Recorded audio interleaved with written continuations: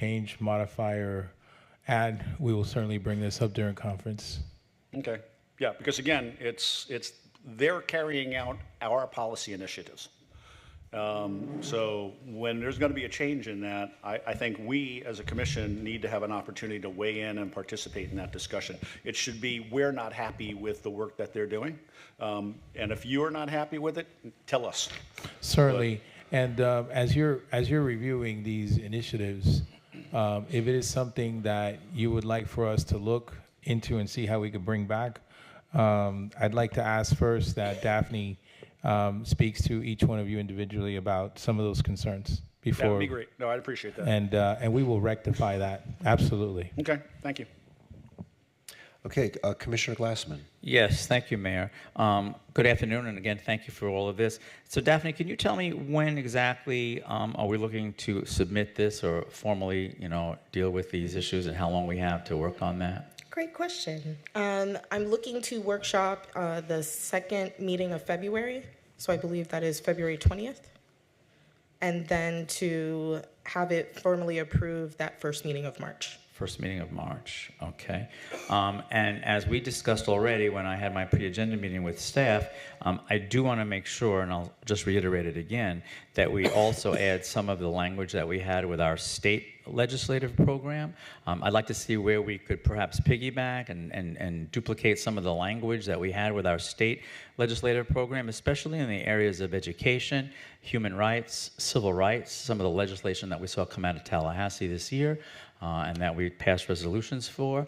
I'd like to see us, again, reiterate some of those very important issues on a federal level as well. Thank you. Absolutely. The fundamental principles will be incorporated into the federal legislative program. That's great. Thank you. Thank you, Mayor. Okay, Commissioner Sherman. Okay, so your plan is to workshop next month with the community or with the city commissioner, or what's the plan with that? With the commission. Okay, and it's go over these things like a deeper dive. Pardon? A deeper dive into the things that we... Correct. Okay, very good. It would essentially mimic the state legislative program where there are summaries of the requests that are made in order for our lobbyists to really know and communicate with our representatives up in DC what we need. Thank you, Daphne. That's it. Okay, great. We have one person who signed up to speak, Ted and Sarah. Hey, Ted.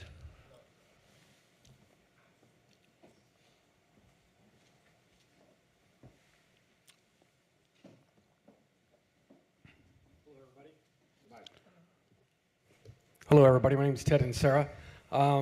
Nice to be here this afternoon.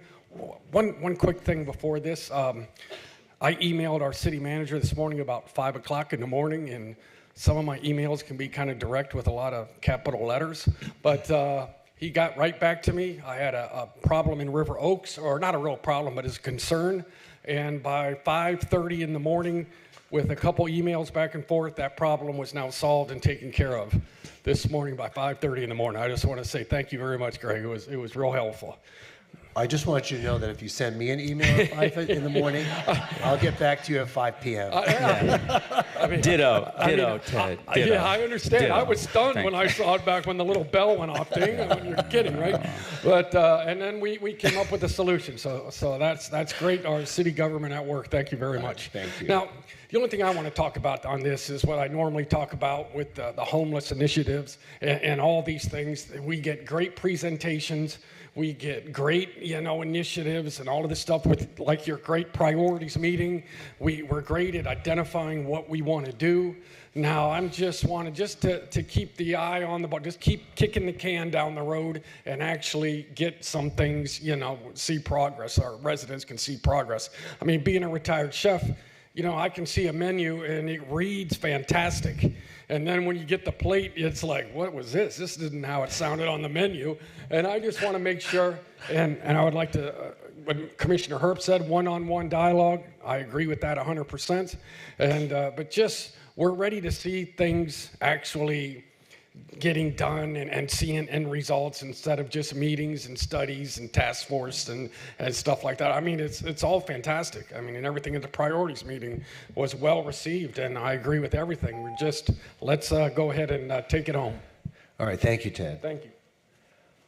Okay, if there's nothing further, then we'll move on to business 3, we're going to skip over business 2 because the business 3 relates to business 1. So again, Daphne. I'm back. So business 3, we are excited to have our representatives from the Department of Labor and the National League of Cities with our Good Jobs, Great Cities Academy initiative. We're one of 16? 16? Missed one. One of 16 cities that got chosen. Ironically, we filled out the application a week after the flood happened, so I think that worked in our favor. It's like getting veterans points. But I wanted to introduce Mackenzie, Jim, Joey, and I think I got everybody. Mike. I forget the most important one. But I believe Mike will be doing the presentation, but before that, I'd like to play a very short video.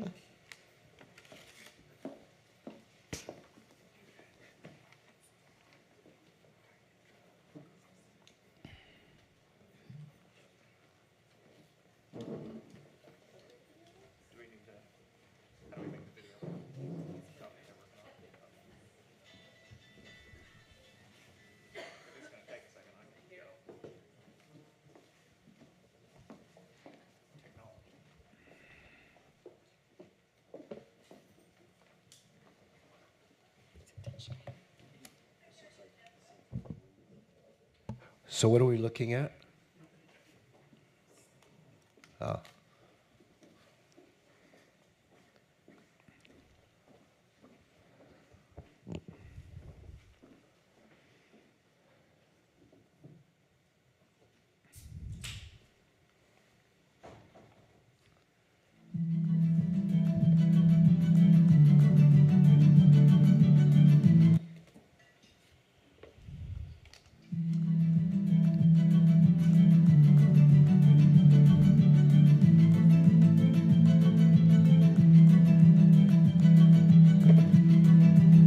Most people who run for mayor do that because they want to improve the lives of people in their communities. We are seeing unprecedented funding coming from the federal government for us to do things that we haven't been able to do for decades. We have this once-in-a-generational opportunity to really change the trajectory of all of our cities. Good Jobs, Great Cities is the best way to do that. There are really two types of mayors in the United States. The mayors who understand that workforce development is the most important thing they're doing, and the ones who have yet to realize that workforce development is the most important thing they're doing. Because if you really have a long-term strategic focus on how to fix your city, it always comes back to that, to creating wealth and creating opportunity and closing gaps in the community. One of the biggest things I love about having a close partnership with the National League of Cities and being part of the Good Jobs, Great Cities program is there's no monopoly on good ideas. Being able to learn from our counterparts all across the country is going to help me and the team bring back additional ideas to our city government, as well as a lot of our academic institutions and the companies that we partner with each and every day. Women, veterans, our reentry population, our opportunity youth are going to benefit tremendously from this partnership. I tell people all the time that I think when you're the mayor, you're in the future business. We're all trying to set up the community to be a better place over that next 5, 10, 15, 20 years. What we're struggling with in the city of Duluth when it relates to workforce is we need more workers. And some of it is really what I consider workforce adjacent life experiences: solid childcare, affordable housing, reliable public transportation, and infrastructure. They're all in our wheelhouse, and at the same time, they're not all things that we control. And so the work with National League of Cities, with Good Jobs, Great Cities, is really about how do we bring all of this together? We don't have time, we don't have extra staff to experiment with. We have to innovate while working and doing. And the concrete application of this academy means that somebody can be connected into a pathway of economic independence.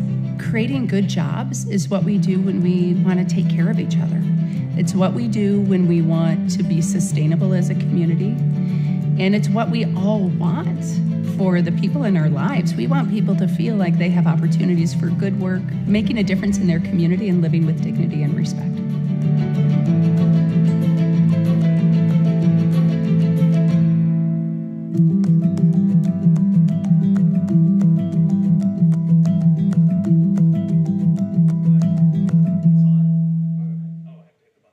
bottom. The one that says press here. Fantastic.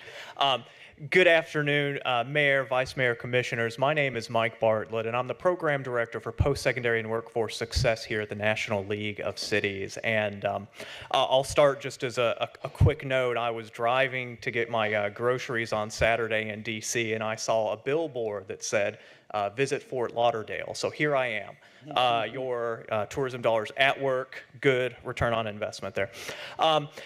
We're so excited to be here for a couple of days in Fort Lauderdale as part of our Good Jobs, Great Cities initiative, to meet with staff, with Daphne, with many others, to have the opportunity to get our boots on the ground with our friends at the Department of Labor, to figure out how we address these critical issues around infrastructure workforce. There we go. So I'm just going to go through a couple of quick kind of data points and a little bit of framing, and then we'll be happy to take any question or continue these conversations. But we're at a really unique point in time here in America because of really once-in-a-generation federal investments through the Infrastructure Law, CHIPS and Sciences Act, IRA, and even the American Rescue Plan Act. We're poised to create about 3 million new jobs each year in infrastructure over the next decade. At the same time, we know based on our research at NLC already that infrastructure jobs in America are more difficult to fill than non-infrastructure jobs. They take about 20% longer. And this is also a sector that is retiring nearly 2 million workers a year, tends to be a much older workforce. We were hearing that just today when we visited Five Ash Water Treatment Facility, hearing their difficulty hiring everything from electricians all the way down. This is a national challenge. At the same time, we know that labor force participation is projected to continue to fall across the country from about 62.2% down to 60.4% by 2032. And we know that there's still many lingering effects of the pandemic. More than 6 million youth have become disconnected from education and work. At the same time, we know too many Americans will tell you they don't think they can access a good job. They don't think it's within reach for them. And so hearing this, we started a conversation with the United States Department of Labor to figure out how can we, NLC, help cities who are dealing with these challenges every day bring together education and training providers, businesses in the private sector, their workforce development entities and economic development entities. And really, we're embarking essentially on a year-long design sprint to help figure out how do we identify what's working, what do we need to scale, what new policies and partnerships do we need to consider to get more people into high-quality family-sustaining jobs. So with that, I'm going to invite up Joy Heavner from the U.S. Department of Labor to talk a little bit about DOL and our partnership. Thank you, Mike. Good afternoon, Mayor, Vice Mayor, Commissioners. Thank you so much for hosting us. We're really honored to be here. I am personally grateful, honored, and excited to be here in Fort Lauderdale. My name is Joey Heavner on behalf of the U.S. Department of Labor. As Mike stated, we're really grateful and excited to push forward this Good Jobs, Great Cities initiative. Mike covered a lot. I will be brief. Thank you so much for joining this initiative. We're excited to work with the city of Fort Lauderdale as well as the other 15 cities in the cohort to build equitable pathways to good infrastructure jobs, new and current, because we know, as Mike alluded to, the investments are huge at the federal, state, and local level, as you all are well aware. And we just want to partner with you all, help provide best practices, lift up the best practices that you all are already doing here. Fort Lauderdale, I've already been able to observe, is an amazing, growing city, thriving city. And with that amazing success comes challenges, including in workforce development. So we're eager to partner with you as well as National League of Cities. So thank you so much for your time. Great, thank you. With that, I'll pass it back to Mike. I'll just say, you don't always think of federal agencies as being super flexible and agile, but we were able to go from a conversation about an idea to a signed MOU in about 3 months, which is quicker than I can get an appointment at my local DMV. So it really speaks to their commitment to supporting city-level action. So just quickly, Fort Lauderdale, again, this was one of the most competitive selection processes we've ever had at NLC. And your all's application really stood out as one who's really thinking about the future of work, what the future of the economy looks like, and the partners we need to bring around the table to address all those challenges. And you'll see it's a very diverse cohort, geographically, city size, and otherwise. And finally, kind of what we've been working with the team on is this kind of simple 4-step process. It's understanding where are those growing jobs? Where is the economy going? Where are those opportunities? 2, what are the strategies? If it's things like career and tech ed programs in high schools, whether it's internships and work-based learning apprenticeships for older workers, what are the strategies that are going to help move people more quickly into good jobs? It's 3, it's thinking about the care economy, what all those non-skill issues that prevent people from getting to work. The top 3 reason people changed jobs during the pandemic was childcare, according to surveys by Gallup nationally. And then finally, it's really thinking about for whom are these opportunities? How are we looking at folks who have been disconnected or marginalized from economic opportunity and connecting them to these kinds of opportunities? So we're about 6 months into this work. We've been really excited to work with the team, get on the phone, pull you all together in DC. We're glad to have the Vice Mayor there with us. It was a good time. We're going to do it again. But I'll leave it at that and just say we're so excited, and thank you all for rolling up your sleeves with us. Great, Happy thank to take you. any questions. Anyone have any questions? I appreciate that you said it's hard to get an appointment with DMV as opposed to an appointment with your physician. Personally, I thank you for that. Great. Thanks. So the Vice Mayor has told us what goes on at NLC stays at NLC, so just kidding. Not my words. Can neither confirm nor deny. No, just kidding. We really appreciate your coming down here, and while you're down here, we hope you take the time to appreciate all the wonderful things that we have going on in our city. You heard from a member of our community saying that we had a goal-setting session, and he said everything sounded good, just get things done. And yet we hear from other members of the community that we're doing too much. You know, it's like there's obstructions of roads, and there's interference of all kinds of things happening. And unfortunately, you know, and the Secretary of Transportation was here yesterday, and he too experienced, you know, delays in traffic because of the work we're doing, the infrastructure that we've promised to undertake. And so, as you can see, it has its impact on quality of life, but we are getting the job done. So thank you for recognizing that, and thank you for wanting to assist us in trying to get these projects done. Thank you. You'll appreciate I was texting with our federal advocacy director as I saw your all's priorities come up, because we're always happy to help be your voice there too. All right, great. Thank you. Wonderful. And also, if I would like to chime in as well. Excuse me. I'm truly excited about this opportunity that has been, in a sense, afforded to our city. Understanding the process and the selection and the rigorous choices that had to be made. I was really excited when we were selected to be a part of this opportunity. And I would like to take this opportunity also to thank our staff who was so diligent during a time when our city was really under distress with the floods. They remembered the conversation I had, because I was in DC when First Lady Biden explained and brought this to the forefront, and I began to get all excited in my seat, and Daphne's like, yeah. I was like, yes, we're gonna ask for this. So I appreciate staff, first of all, for moving in the direction and having this opportunity to make a nice change in our city. Great jobs, great cities. That is going to be what Fort Lauderdale is known for nationwide. So thank you as well, staff from DC, everyone. Thank you for everything that you have done to help us navigate to this point.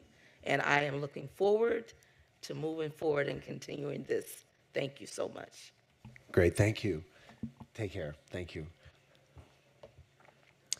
So, okay, so does that complete your presentation, Daphne? I almost forgot to conclude. Yes, that concludes my presentation. Thank you. Can Daphne just acknowledge those who traveled to DC Yeah, could you with us? please acknowledge everyone who's here today? Yes.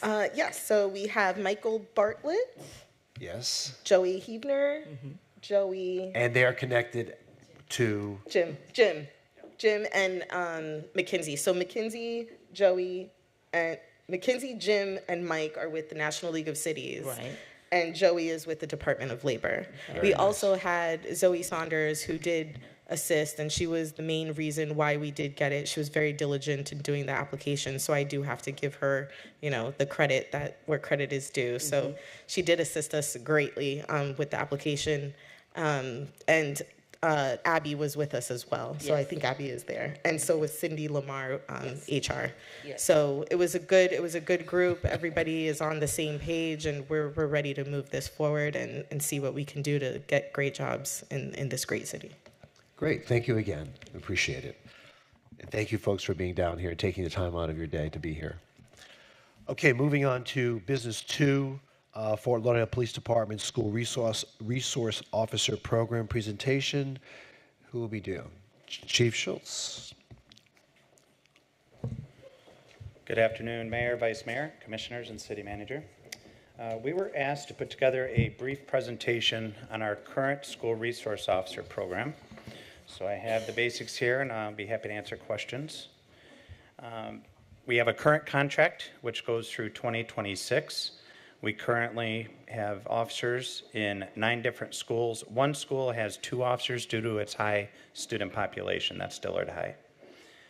In addition, the city provides an 11th roaming officer who assists with breaks or sick calls or other reasons when an officer needs to leave their school, such as going to court, and a sergeant to supervise all those officers. The city has always maintained SROs on duty, and it's required by contract that we always have SROs there during school regular hours. Their primary mission is to protect and secure the school site and its occupants during the regular hours and during special events. And we also assist with the behavioral threat assessment. That's when a student is found to be a threat or otherwise a concern to the student, the student body or the principal or other teacher in the school, and we participate as members of that team. Currently, you'll see the cost for each, oh, maybe we will. I'll hold off until that comes up.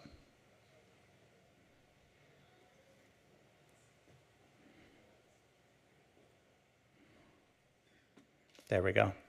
So you'll see the costs that are currently provided to us, and then the cost of the program in general.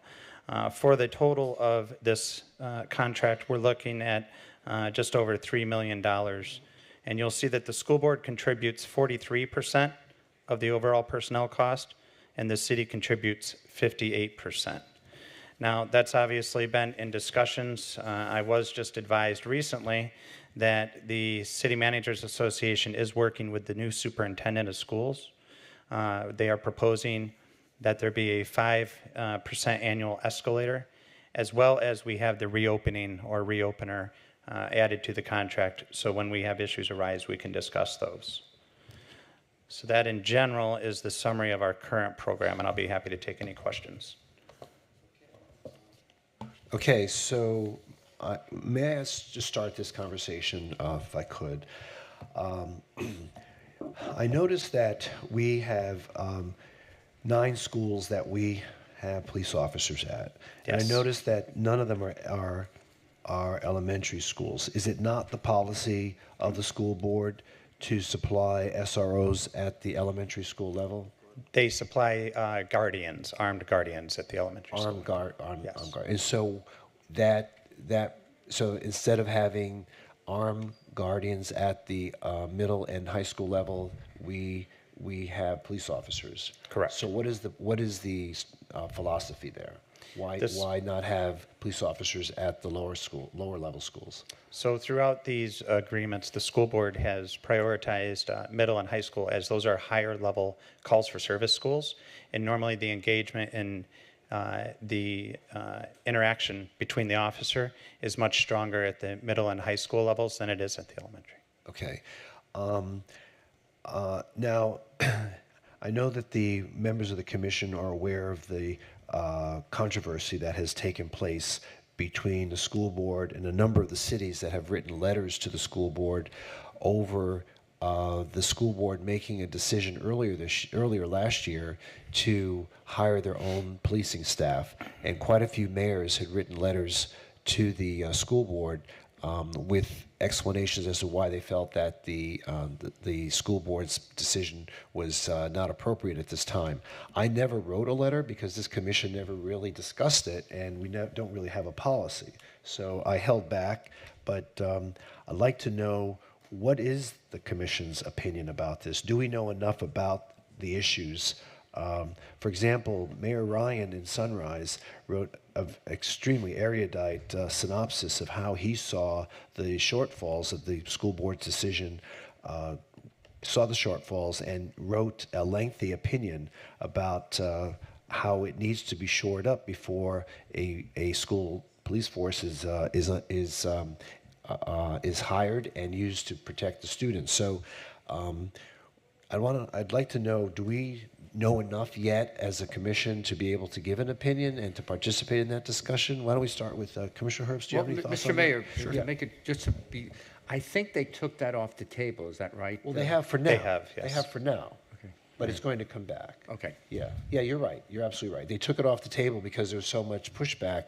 But the pushback wasn't just because they thought that the philosophy of having an in-house police force was bad, but they felt, some of the mayors thought it was just premature. It wasn't ready for a rollout, and that there are a lot of considerations that were not addressed that first needed to be addressed before the school board could take this on.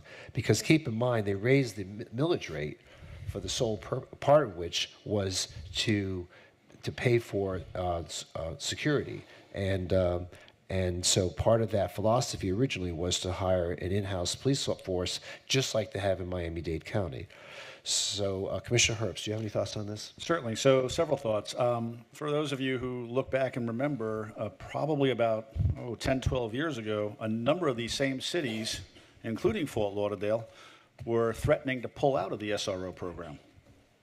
So there's been a change of heart. So we had embarked on a program of turning this over to the school district, again, well over a decade ago, because at that point we were being reimbursed somewhere around 20 to 25% of the cost of the officers. Right. And that was throughout the county. And so these cities recognized that they were supporting the school board, subsidizing the school board's operations substantially, and the school board was refusing to work with us to do that. And so we were on the verge of walking away from the entire SRO program at one point in a variety of cities. So I'll just bring that up as a point of reference, because you can see we're still subsidizing heavily the school board, which, and I'm glad you brought it up, has the taxing authority to pay for this, as well as a state mandate to provide security in the schools. Well, so yeah, a lot's happened in the last 10 years. Right. We've had that state mandate, number one. Mm-hmm. We've had the state, the community approval of the increase in the millage rate in order to pay for it. Right. And we also had Parkland.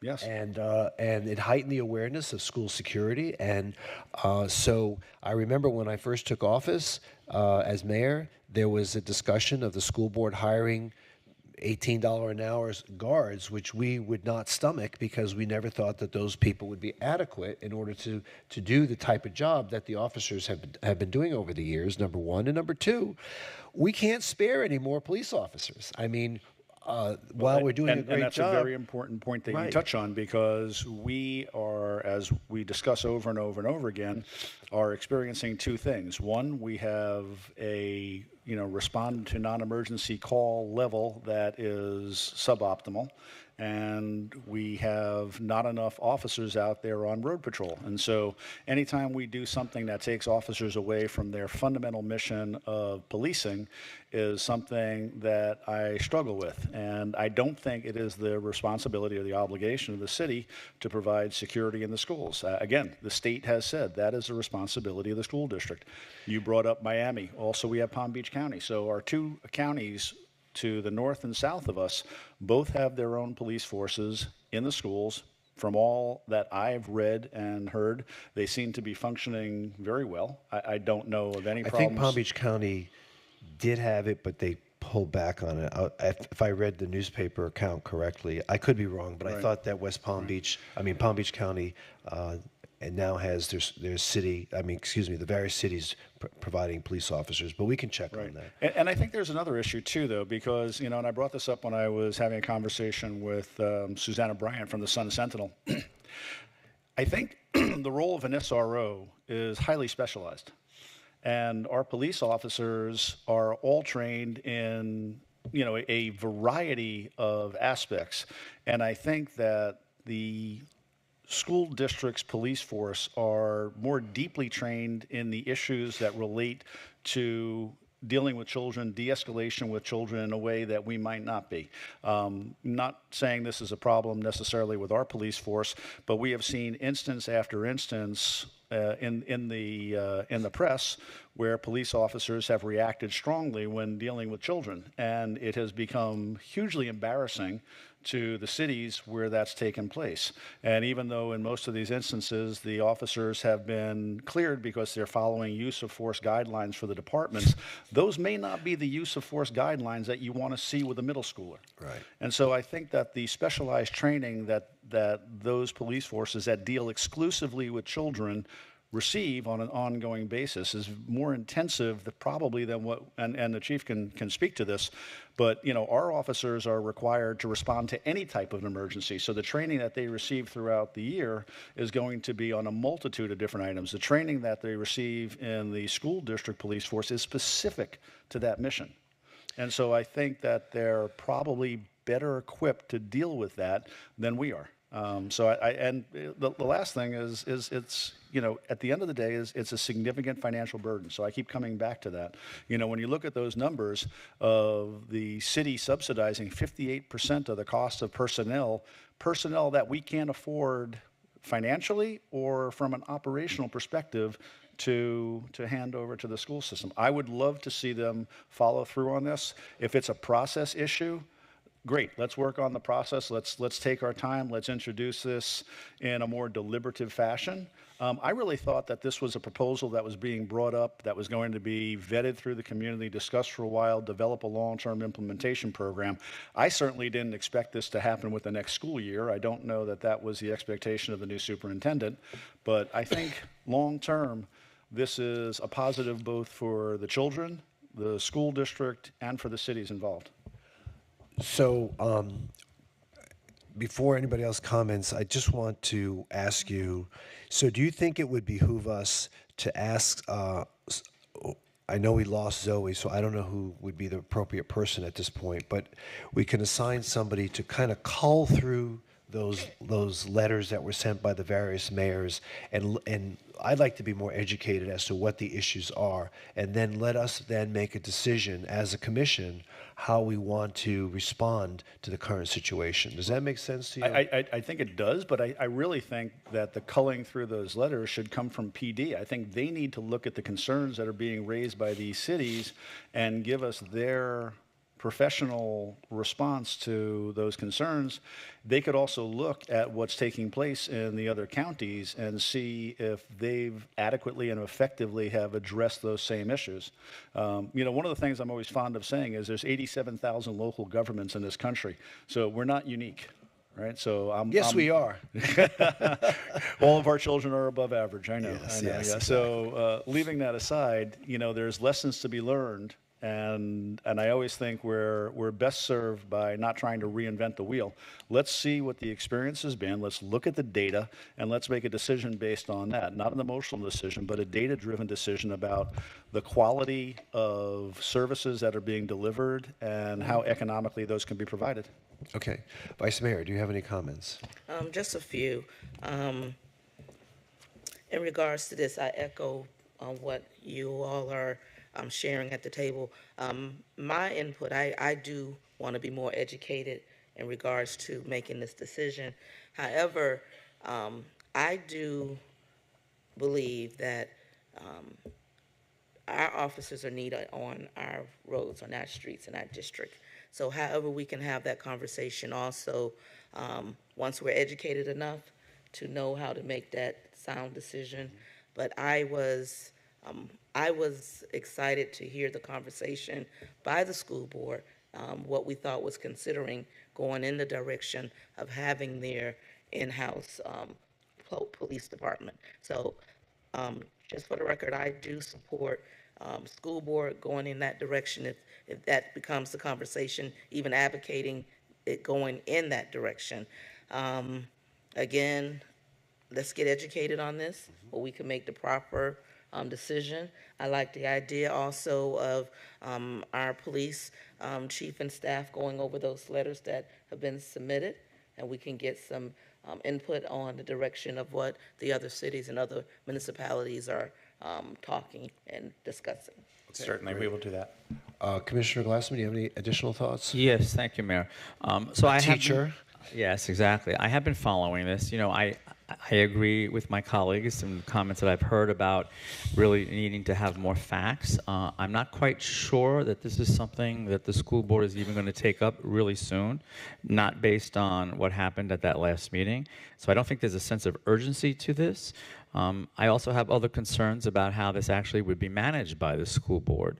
You know, if you look at a lot of the legislation that's passed, I do believe that they should be doing a lot better than 43% of the overall personnel costs, number one. But number two, where are these officers coming from? In other words, are we going to shoot ourselves in the foot by saying, oh yeah, this is great, go ahead and do that, and then see them all of a sudden take our police officers, and then we have even more vacancies on our police force. So I want us to be really cautious about this. I want us to really think this out. It might be actually very attractive to a police officer to have, what do they have, 2 months off if they're going to be working at a school? Well, So there's always summer school, and there's other programs that the schools have during the year. right, but not quite the same. Yeah, it's not as intensive. Nowhere near as intensive for the whole year. So I think that we need to look at all sides on this because, again, I don't want to see us in a position where all of a sudden we're going to have even more vacancies because we're going to be losing good people to the school board when they try to establish their own police force. Thanks. Okay, thank you. And Commissioner Sturman. Yeah, Commissioner Glassman actually brought up something that I was going to talk about, and your answer actually prompted another question. So they reimburse us for the 10 months, and we pay them on an annual basis, so that 43%. Is that just based on the 10 month, and the other 2 months it falls on us? Well, when you see that the city has a contribution, we obviously have to pay them their regular salary. Correct. So the school board's contributions have gone up, I believe, as the commissioner stated, have gone up over the years, but they're still not quite to a point where we would want that, as we want more contribution to their annual salary. So my question, piggybacking on what Commissioner Glassman said, for those 2 months, they're there for summer schools and other programs. For those 2 months, the school board is not reimbursing us for those two? We're on our own with those, or what? It would depend on how you look at this reimbursement program. Certainly, that's probably taken into their equations, but it's more so just slowly, incrementally getting closer to the whole annual salary. Okay, so they annualize the whole thing. I have a couple thoughts here. Can I just jump in on, Chief? If I remember correctly, in the past, haven't we done separate contracts if we've been asked to come in for the summer program too? There can be, yes, there can be separate summer programs as well, because if the officer's not needed at the school, Right. then we will bring them back out on patrol. Right, that's what I thought. I seem to recall us executing, separate contracts just for that summer period. Okay, thank you. So here's my thought. I know we talk about the financial costs, and we all have to be financially responsible, but when it comes to our children, this is like a different category. This is something that we really have to go over and above and beyond ensuring their safety. The other thought I have is this is not something I do on a regular basis. There's professionals, yourself in the department, that are trained and have experience in public safety. I think for something like this, we have to heavily rely on your experience, what you think is in the best interest. There's things not only the officers, but how we communicate, the logistics and operations, what benefits we have working under one system or another. So I think on this one, I think we're going to have to rely heavily on your experience in your department. Personally. Okay. Does that conclude your remarks? Yes, Mr. Mayor. Okay, great. Thank you. So, Greg, I guess going forward, we're going to request a return to this subject, but with some information, some data, so that we can have a more intelligent discussion regarding this. Yeah, the PD will look at coming back in 60 days with some information. Okay. Does that give you enough time? That works, yes. Thank Okay, you. great. Thank you so much. We You're appreciate welcome. it, Chief. Thank you. Have a good day. Okay, moving on to Business 4, presentation of the City of Fort Lauderdale Grant Program update.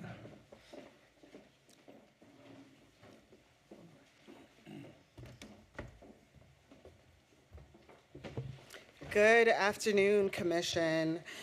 So I'm Yvette Matthews, Assistant Director of the Office of Management and Budget. I came today to give you a brief update with my colleague Tamika McGibbon on the city's grant policies and program. It's an exciting time for grants in the city. As you can see, our grants really allow us to enhance our programs without creating an additional burden on our taxpayers or our ratepayers. A really good example of this is our stormwater grant program right now. They have received over $35 million over the last 3 years. What that allows us to do is to really expand how we are providing stormwater infrastructure improvements without creating additional burden on our ratepayers. This also allows us to reprioritize funds so that we're hitting those high target areas where we may not be able to receive grants. So grants are really a team sport. We look at it as the city commission sets the priorities. That helps us determine what grants we want to apply for over any coming year. We then work with the public affairs team who coordinates with our lobbyists to determine what federal opportunities are out there and to solicit letters of support where needed. Our city manager is really setting the priorities and aligning the grant opportunities that we're seeking with the actual commission priorities. And then our departments are submitting those grant applications and actively managing those awards.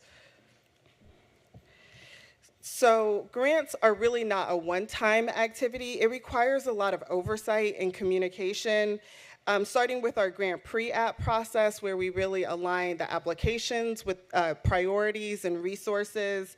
Then you guys as the commission are involved when we actually accept the grant so we can ensure that you're in favor of us actually receiving that award and dedicating staff time to the effort that it takes to manage any grant program. We also have quarterly FL STAT meetings, which is where we get together to address any challenges or really to celebrate the goals and accomplishments that we've had in grant programs. The picture that you see there is actually our SAKI team, our Sexual Assault Kit Initiative team. They really had some great successes with opening 62 cases based on age sexual assault kits that were tested. And these were things we really wouldn't have been able to do with the regular state resources that we received, but through this federal grant, we were able to test additional kits. And really, it led to SIT's arrest. So our grants, even though it's a one-time application, it's really the opportunity to expand a program that we would not have been able to expand. And we also do a single audit, which is where we have the auditors come in and look at how we're managing grant programs to ensure that we're being financially responsible. And this ensures that other granting agencies are willing to work with us in the future. We have a number of grant search resources. I'm sorry, Yvette, yes, before you ma'am. move on, I'm very interested about the tests, the kits that were tested. Yes, ma'am. That's great news. How many kits were actually tested, if you know these? I can get you the actual numbers. I do know out of the kits that were tested, we reopened 62 cases and it led to SIT's arrests. So it was, really great results from, and the tests were, some of them were aged over 5 years. So it was really an opportunity to test kits that were just sitting there. All right, thank you. So we have a number of grant search resources. In addition to our federal lobbyists, we subscribe to 2 different subscriptions, Grant Finder, and through the Florida League of Cities, we have eCivis, which allows us to get not only federal opportunities, but also corporate grants, as well as some of the nonprofit grants. And then every year we get together with our grants team and we come together to decide on our grant resource guide. We look at various opportunities that are out there. We look at the various projects that we know we have over the coming year, and we try to align that through that resource guide. And that was provided as an attachment in the CAM. So our application strategy, we really want to make sure that we're being strategic when we apply for grants. We want to go after the city's highest priority needs. One really great example is Cooley's Landing Marina, which is one of our park spawn activities. So that project had $1.2 million in park spawn funding, but we've received over $3 million in grants to support it.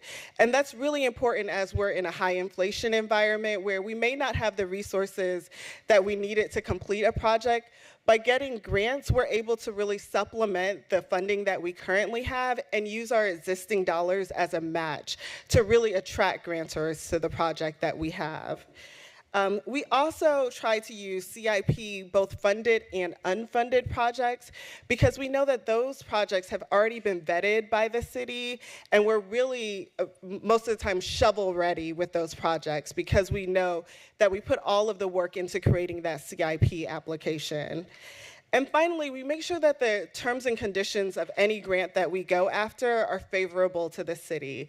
So we wouldn't want to go after a $2,000 grant that required weekly reporting on the grant and an excess of staff time. We want to make sure that we're aligning the resources that we're receiving with the needs of the city. So I'm going to turn it over to Tamika, who will share some of the really positive outcomes of our FY23 grant program. Good afternoon. Oops, I'm sorry.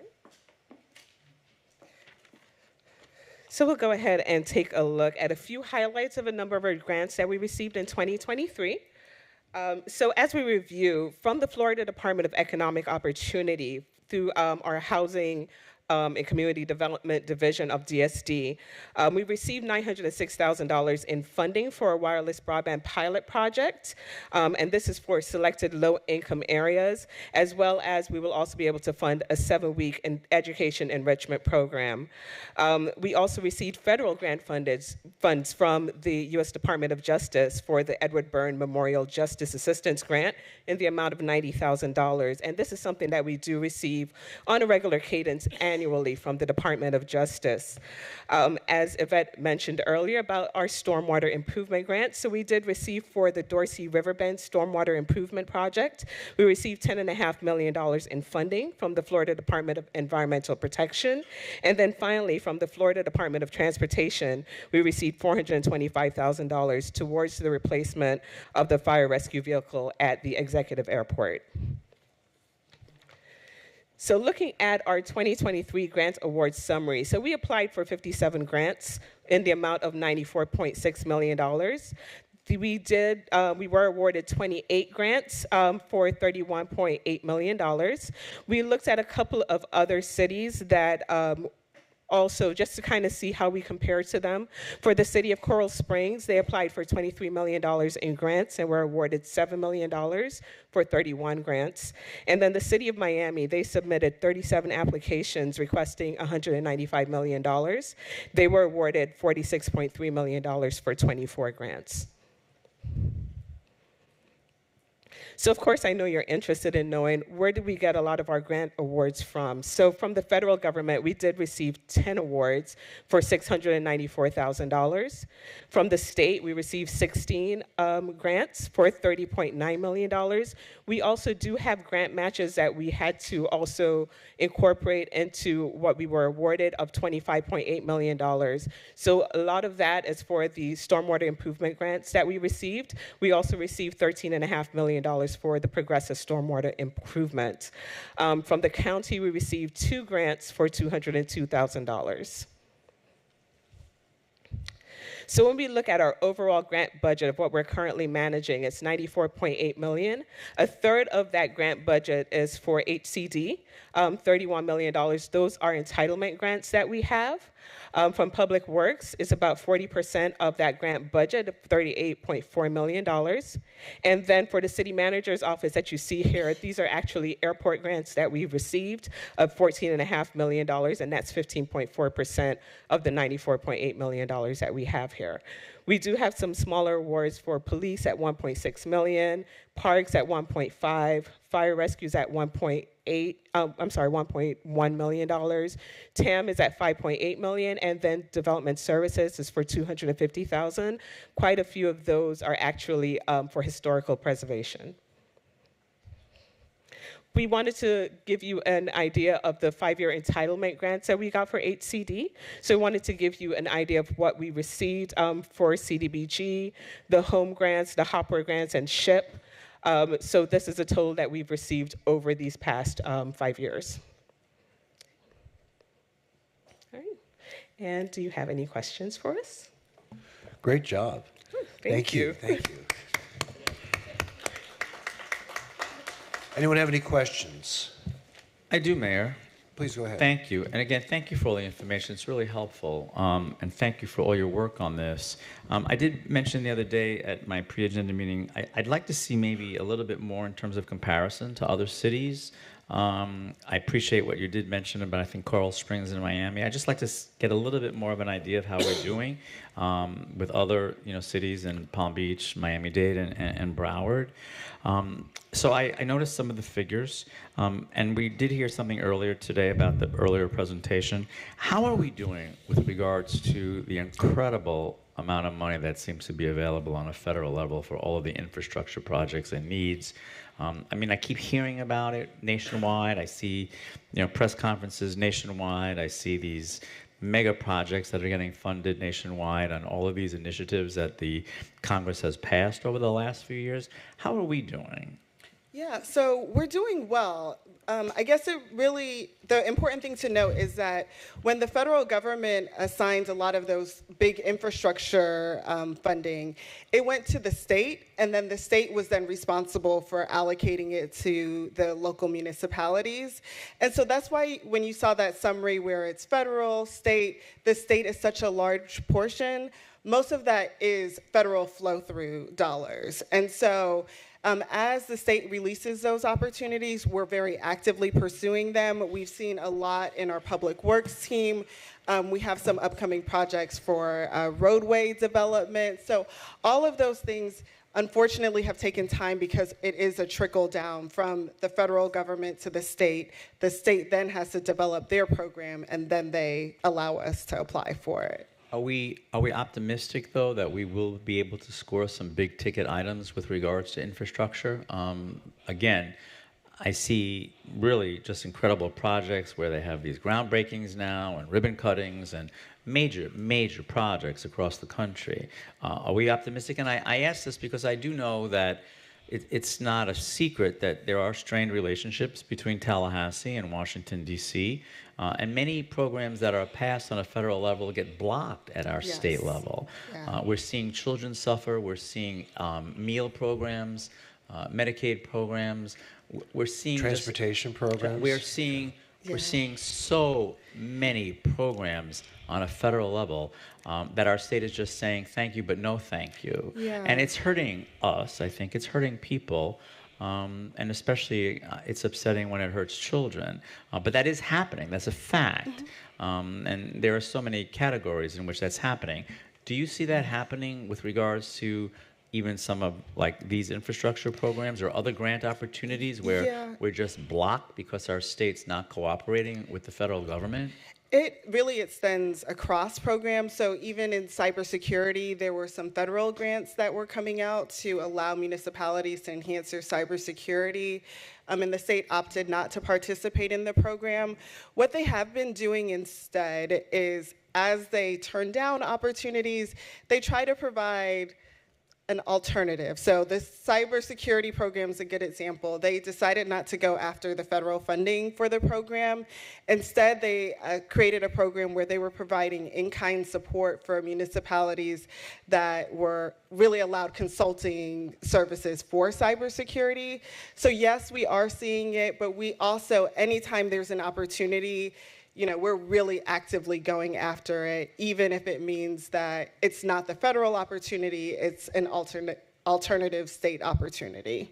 Okay, great. No, thank you. And again, it's just discouraging to read about the billions of dollars that are being just left on the table because we're not participating. So I'm glad to hear that there are other ways that we can maybe go about it, or there are other programs.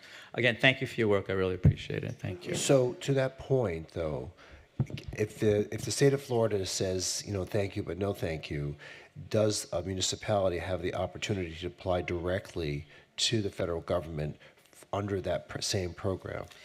So in most cases, no. But what we are hearing is that as the states begin to create their programs, if there's unspent funding, a lot of federal agencies are beginning to look at other ways that they can present the funding to municipalities. So it wouldn't be under the same umbrella as the state-related funding, but they are using those unencumbered dollars to create smaller programs for municipalities. Unfortunately, that means that we're on the tail end of a lot of those programs where the big push to release them to the states has already occurred, and then they have to determine what funds are unencumbered before they can create alternate opportunities for municipalities. Okay, thank you. Anyone have any questions? Yes, Commissioner Stern. Two things. Going back to slide on page 10, okay, I guess the three biggest items, number one, 40% public works, 33% housing. It says 15% city manager. What is that?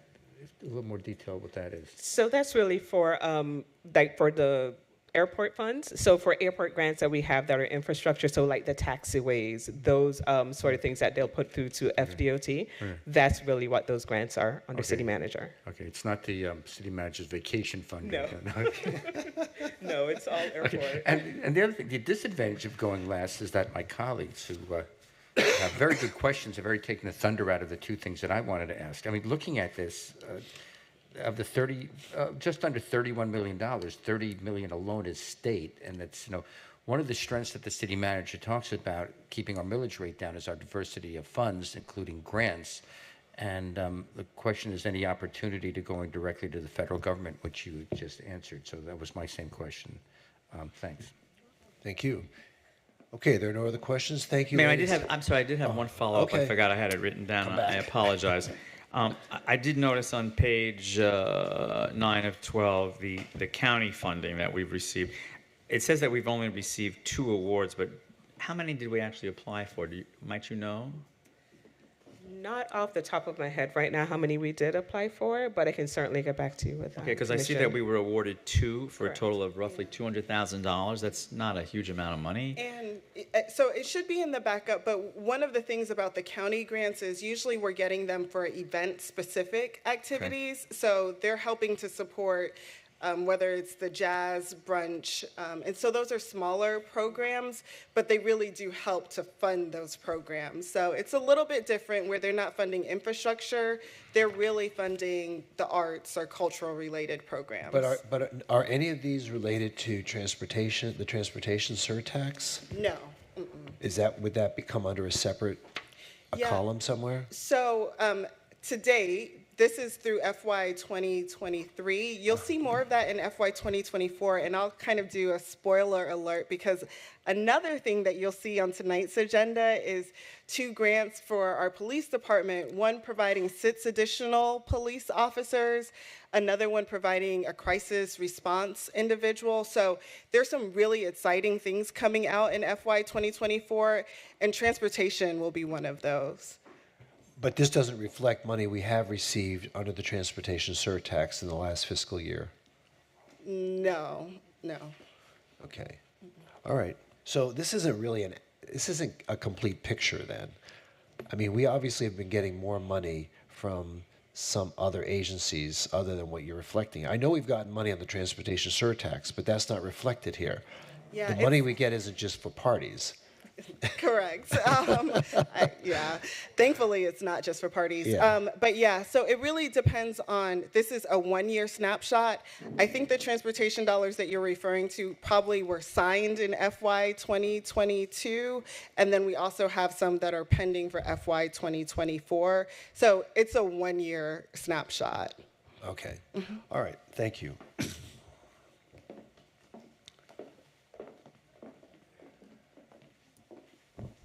Okay, moving on to business 5, public engagement in the budget process. Laura. Good afternoon, Mayor and Commissioners. Laura Reese, Director of Office of Management and Budget. Some of this will be really familiar because we've been going over the strategic plan and doing your goal setting. But as we prepared for goal setting, we got some questions from our community about when they would have the opportunity to participate in the budget process. So the purpose of today's presentation is the city manager said, let's do an overview to make sure everyone knows, not just how goal setting relates, but what we have planned for the entire process. Is there anything else you'd want to say as an introduction? No? Okay. All right. Sorry. As we design the budget process, Government Finance Officers Association is really creating some new research, and they talk about the budget officer as a decision architect and how it's really important to involve all the different parties and to create an atmosphere where good decisions can be made. So today I'm going to talk about the different approaches. We have some really high-touch approaches, which are these in-person meetings that you have with the community, that the Budget Advisory Board has with the community. But in today's environment, we also try to design some high-tech opportunities for the community to engage. And it's really important because we're building those community relationships with those folks who do want to come in person, but also those who want to interact with us online. The annual budget is typically the strongest statement of the city's priorities. You know, you put your money where your mouth is, or whatever that saying is. So we really do try to align the money and the resources, the human resources, to move forward those priorities. Meaningful public involvement, some of the benefits is that the public can understand what the competing priorities are, and it promotes public trust and confidence in the process.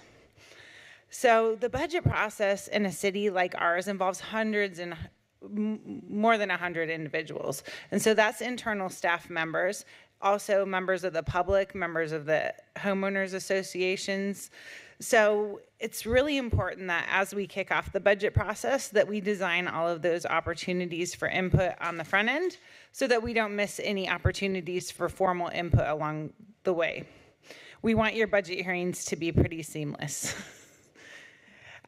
So we kick off in January. Our first meeting was Friday with you all, where we did the goal setting. We're going to have a follow-up, the first meeting in February, to bring that information back to you and have future conversations. But internally, we're also kicking off the process this week. And so budget staff creates instructions and forms and templates and all of the things we need to get all of the number requests into the budget process. And that will allow us to then involve all of the parties that need to be involved to result in a proposed budget that the city manager gets to you in the month of July. And that prepares us for the budget hearings in the month of September. So this looks like a boring slide, but it really does have the key public meetings on it. So this is kind of like the reference document of, there's no graphics, but it's a good summary. So we kicked off in January, the public, that's a sunshine meeting. You'll have your first workshop with the Budget Advisory Board in the month of March. The focus of that meeting is really going to be you discussing the priorities with them. So they will have watched the workshop and talk to staff a little bit about that, but they're going to have meetings with the departments to discuss what keeps department directors up at night. And so they're going to try to have a meaningful conversation with you about what it all means before they start putting a lot of time and effort into detailed budget reviews. And so then in the month of March and April, we have Revenue Estimating Conference Committee. Those are public meetings, department presentations to the BAB. Then in the month of June, that's when we first get our June 1st revenues from the property appraiser's office. So we can have a more definitive conversation with you about where you want to go in terms of millage rate, you know, what's in, what's out based upon what we've heard so far. In the month of June, we also, this is something that's really unique to our city, we put together a really detailed preliminary budget for you to consider. And the reason we think that's really important is because you're setting all of those rates in July, like right as you're getting the proposed budget. So we get the July 1st rates that we have to base the proposed budget on right before you get the budget book. So having this like preliminary blush of information in June really allows you to consider that, get a little input before the millage rates and other rates are set in July. One thing that we do that like adds a lot of transparency to the process is we give you all of the department packets. So if you wanted to, you could look at line item budgets for the K-9 unit, you know, like you can get in as far as you want to get into the weeds, and that's posted for the public. Also, all of the replacement schedules are included with the preliminary budget. So we have what vehicles we're going to replace, what technology, all of those things, and it's really transparent to the commission and to the public what's going to make up that general fund budget. And so in the month of August, we get to work with our buddies in the auditor's office, and they make sure that we didn't miss something. So they do a lot of detailed review on revenue and expense estimates, and they'll give you a memo and the Budget Advisory Board a presentation on what they found, hopefully nothing. And then in the month of August, you also have a meeting with the Budget Advisory Board where they weigh in. They're required by their charter to give you a recommendation on the manager's proposed budget. And they'll do that before you vote on the budget in September at 2 required public hearings. Any questions so far? Nope, okay. Just one, where'd you get that photo? Staff found the gem somewhere. It's supposed to represent a committee meeting. This photo, okay, thank you. Yeah. It's supposed to represent what? A committee meeting. Okay, just wondering, thank you. It's a nice trip down memory lane, thanks. You're welcome. The 8th floor, you're missing the 8th floor of City Hall? Yeah. That is a District 2 That meeting. is a District 2 meeting. Yeah. Thank you. About 4 years ago, maybe 4 years ago. I see all your friends are in that photo. Yeah. Thank you. Some have moved away, actually, unfortunately. Yeah. Thank you. So the picture is supposed to represent the Budget Advisory Board, but we know that that's not actually a picture of the Budget Advisory Board. You don't get anything by you. So, but the purpose of the Budget Advisory Board, you all know, is to provide input regarding the taxpayer's perspective. They're going to review projections and estimates, and they advise you on service levels that the community demands. A lot of your Budget Advisory Board appointees are also homeowners association presidents and members of other organizations, so they bring kind of a very broad perspective to the table. And they're going to, again, submit recommendations to you no later than August 15th at that joint meeting that we schedule. Again, there's 10 members. Each of you select 2. And they're voted on by resolution of the full commission. Recently, they've really helped this city maintain the consistent low millage rate by helping us to dig into the weeds and make some good recommendations on where to reduce costs and strategically where to invest. Revenue Estimating Conference Committee is one of our lesser known public committees because we dig into like a lot of details about the general fund revenues. The reason the committee is set up is to make sure that staff in a transparent way works with folks from the community to estimate revenues. Since we have to have a balanced budget, in some areas historically it could be a trend where you overestimate revenues to not have to cut expenses. So this process really is a way of being really transparent about how we estimate revenues. Internally, we meet with the departments and the Budget Advisory Board on really detailed reviews. And then the public, again, can engage by attending commission prioritization workshops, one of the 16 Budget Advisory Board or Revenue Estimating Conference Committee meetings. Oh, yeah, that's me. Well, yeah, this was City Hall. These are throwbacks to City Hall. They can engage with the budget data via the tools I'll talk about a little bit more. They can communicate with elected officials.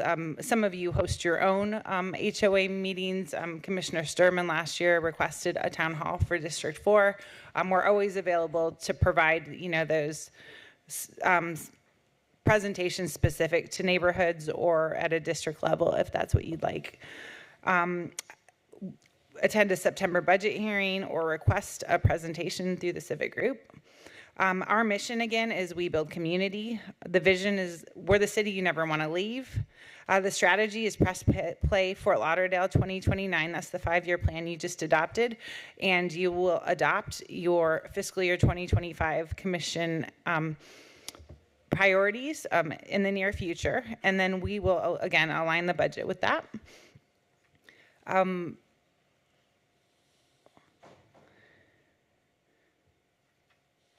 So we operate under a Plan, Do, Check, Act delivery model. So we're always monitoring it. So the fiscal year 2024 budget was adopted in the month of September. We're now doing that budget, or we're implementing those strategies, and we're checking that. Monthly, you get budget amendments if a project's coming in over budget as we're implementing it. If we're doing quarterly projections, we're doing those monitoring activities, and then we address any issues, and we kind of follow that circle around and round. And we get input, as we discussed at your commission prioritization session, through community surveys. 2 times per year, we'll have report outs on how the community feels we're doing in terms of the priorities. We also have a financial transparency website under OMB, or if you just go on the city's main website and click on financial transparency. It's really key to enable public trust and confidence. Actually, we get probably calls from vendors as well. As vendors are trying to figure out what we're doing, they'll get engaged in this data some and call and ask some questions about if they're interpreting it correctly. But yeah, you could see our annual budgets. We have really detailed reports on different projects. So if you one of the key projects right now going on is the Reimagining City Hall effort. On the transparency portal, there's a link. You could click on that, and it's telling you everything that's happening with that project. The same with some of, like, the examples are the Southeast seawall replacement, Melrose Manors, any of those, hot ticket items where people are asking a lot about. We'll do a separate project page for each of those. But if your community wants to know any capital plan project that's planned for your community or is going on in your community, there's also a link where they can see that on the map as well. So the transparency portal gives really detailed information. You could drill down to figure out how much dog food costs in the police department, if you had that sort of time on your hands. But it really does provide a lot of good information depending on what the community is looking for. And if they have any trouble with it, staff will always guide them through. So we think the interactive tools are really important for those younger or more technologically advanced members of the community that really prefer that approach. We talked about the preliminary budget. We leave that up on the website too, so you could look at our bulletproof vest replacement program. One of the things we get chuckles on is the animal replacement program each year. So for the dogs and horses that are being replaced in the police department, it has all of those schedules, and we're growing the list as we add replacement plans. So again, we have a variety of items on the website and a variety of meetings planned. Do you have any questions or suggestions for staff? Okay, first of all, thank you, Laura. You're welcome. It's a very exhaustive presentation. We appreciate that. Anyone from the commission have any questions of Laura? Okay, there being none. Okay, so great. Thank you. You're welcome. Absolutely. Thank you for this. Thank you. Okay, I don't know if you folks want to take a break or we'll just move on to city commission reports. If you want to do that, start with, anyone want to take a break or are we good? We only have one more item, right? Want to take a break? Yeah, let's take it. Okay. We're just on the city commission reports. Is the manager, it says city manager reported, but is he not giving a report or no? Well, that's, yes or that's, no? that's just the standard update? Well, we're not there yet we're not there on the agenda. The next agenda item is city commission reports. Oh, okay. And then? And then comes the city then manager report. Oh, okay, cool. Mine just had it reversed. Okay, thank you. Okay? Yep, I'm All good. right, let's take 10 minutes.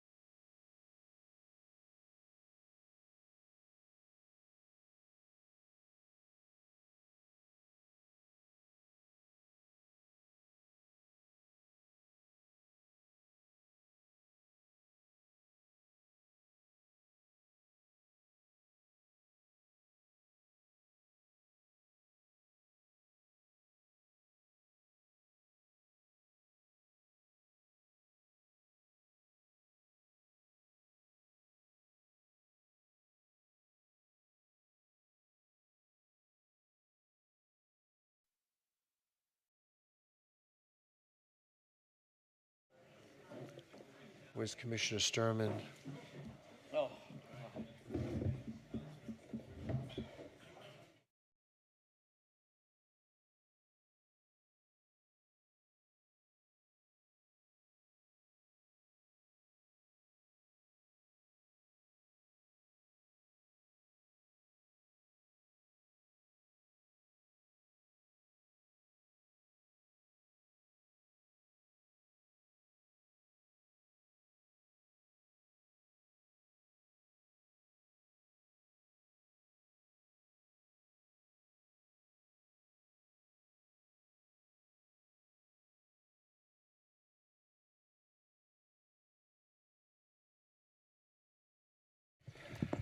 Thank you, Mayor.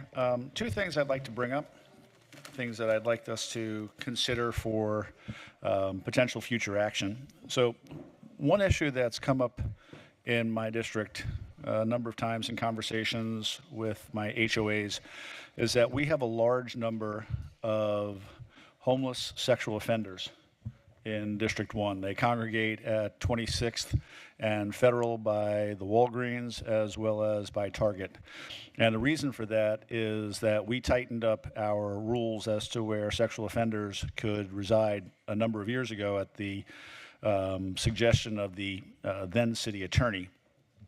Most of the other cities in Broward County did not follow along with that. And so it's wound up that Fort Lauderdale has become a dumping ground for people around the county, and they're told you can go here. You know, these are places where you can go as a registered sexual offender and fall within the legal guidelines of where you're allowed to reside.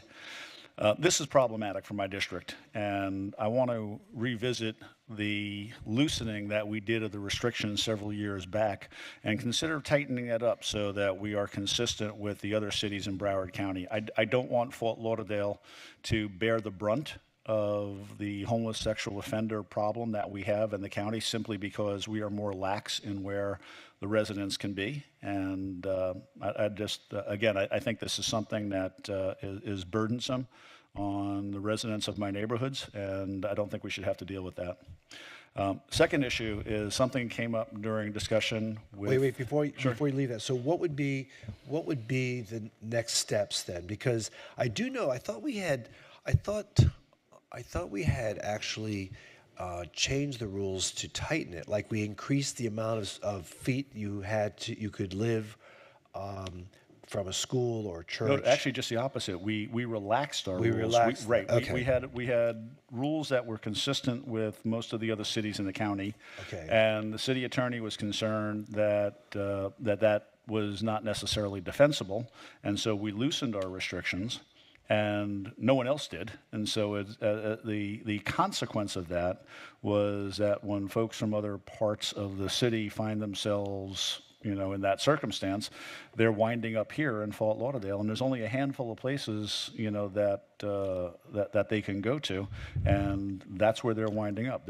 Many of them are winding up in those locations. I get emails from constituents or phone calls from constituents talking to me about that sexual offender update notices that go out to neighborhoods, and they're wondering why so many are at in that the area. Walgreens. Right. They're using the Walgreens as the place where they meet their probation officers.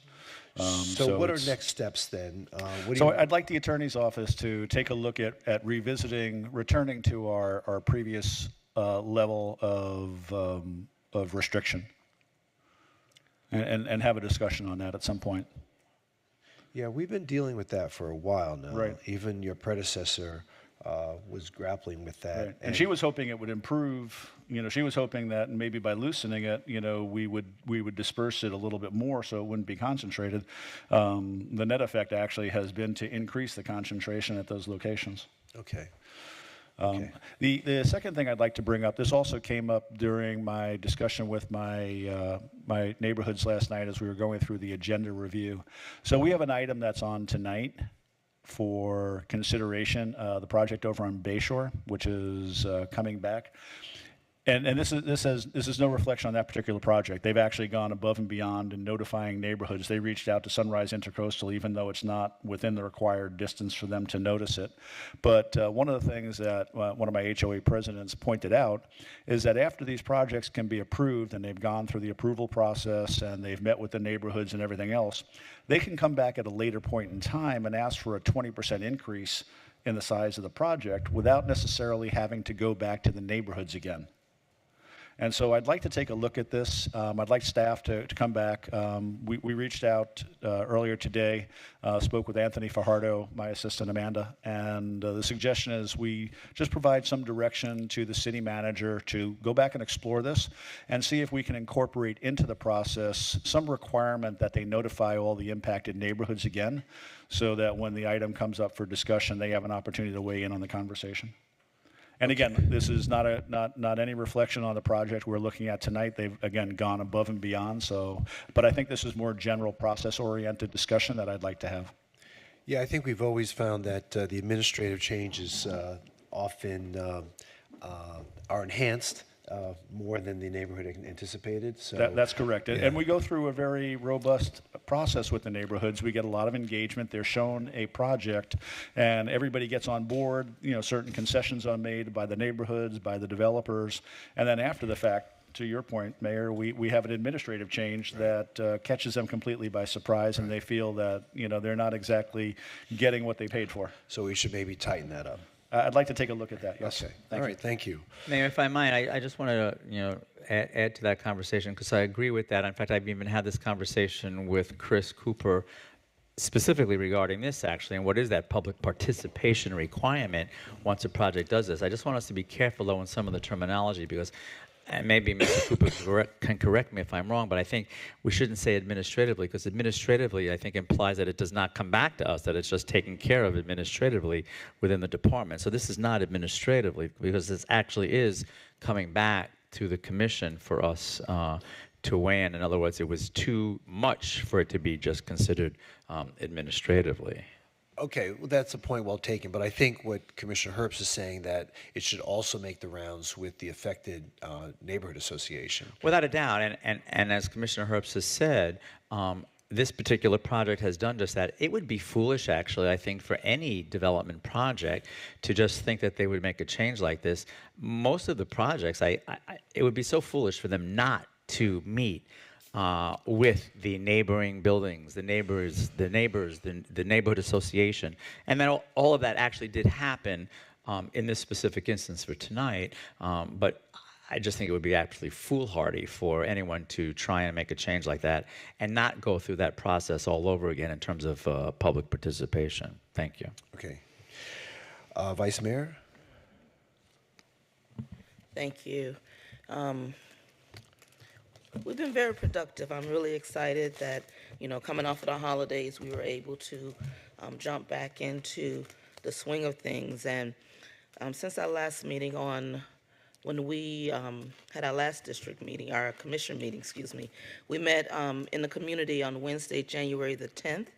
I was able to have a Northwest 19th Street planning session and ride along, meeting with our city manager, with TAM, with Ben Rogers, Code, also with our police, and Stratcom was there with us as well.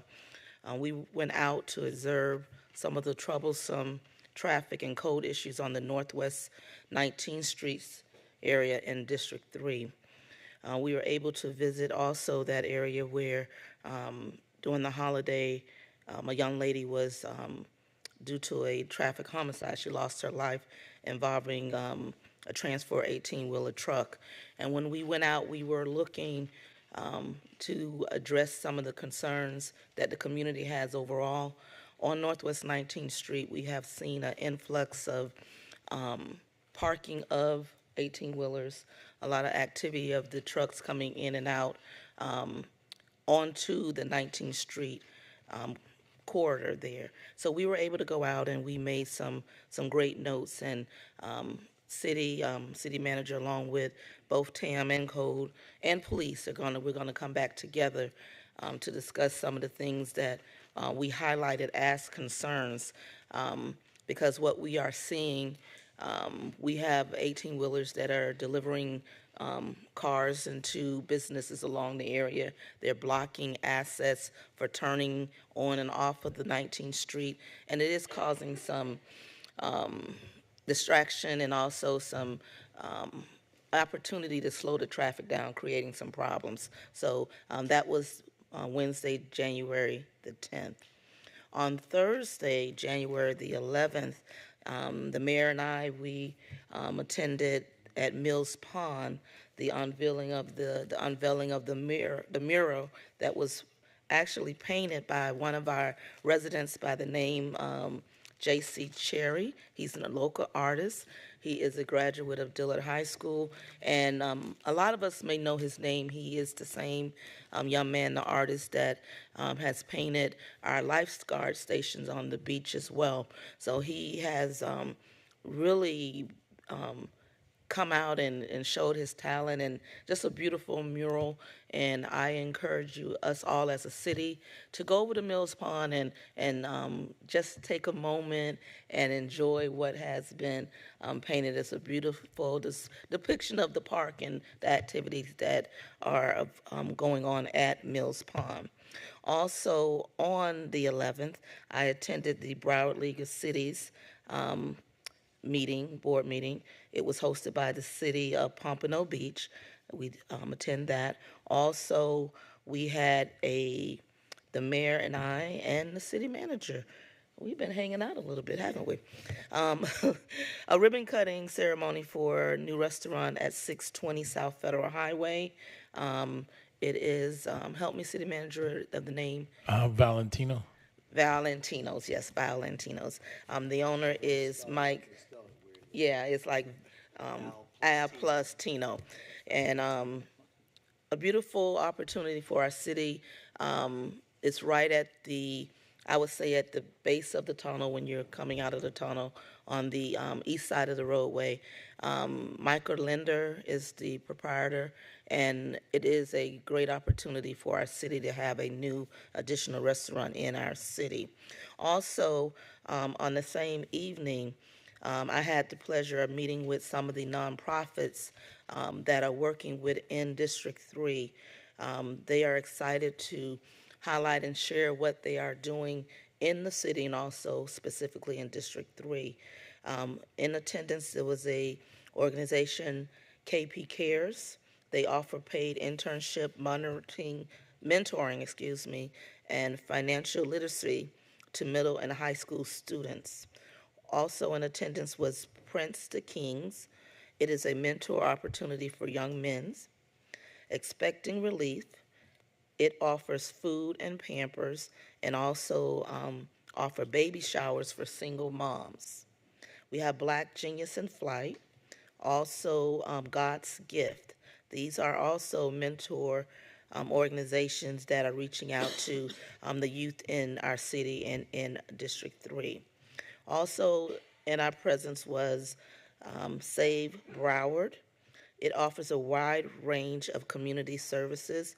It hosts a monthly luncheon that support grandmothers who are raising their grandchildren. And they actually go by the name of Grandma, How Are You Doing? So this was a very enlightening opportunity, very humbling to understand that the compassion and the passion that so many nonprofits have for District 3 and how they're willing to come in and work and learning what they're offering.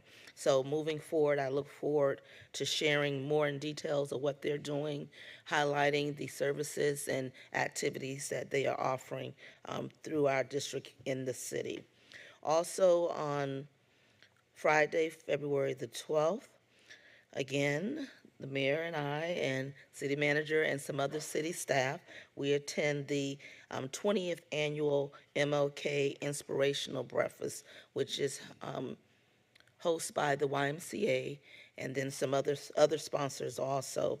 This year, the guest speakers were D'Angela Abernathy, who is the daughter of the Reverend Ralph David Abernathy and also the goddaughter of Dr. Martin Luther King. Also in attendance as a speaker was Nadaba Mandela. He is the great grandson of Nelson Mandela. And the conversation that was shared was very enlightening. And what was just really inspiration for me at this breakfast to hear two individuals sharing their stories, their life experience from different continents on this planet, and how they were able and how we are moving forward overall due to different issues that have held different nationalities to a place. So that was very inspirational. Also, on Saturday, the 13th, was the Reimagine City Hall meeting. It too was held at the YMCA on Six Trunk Boulevard. A great meeting, great turnout.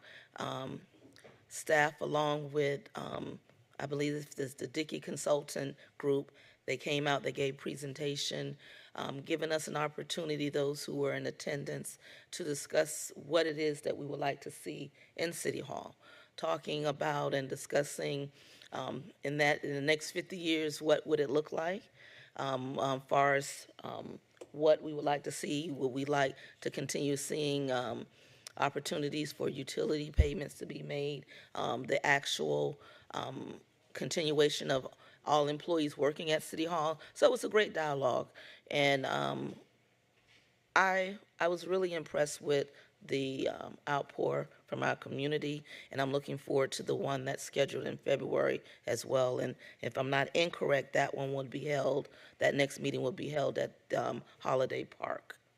Okay. Also, when we finished that particular meeting, I was able to have lunch with some of the neighbors in District 3 at the brand new restaurant that's located in the YMCA, one of the mixed unit opportunities. We were talking about how we're going to fill those spaces. That restaurant is the Salad Boss, the Salad Boss.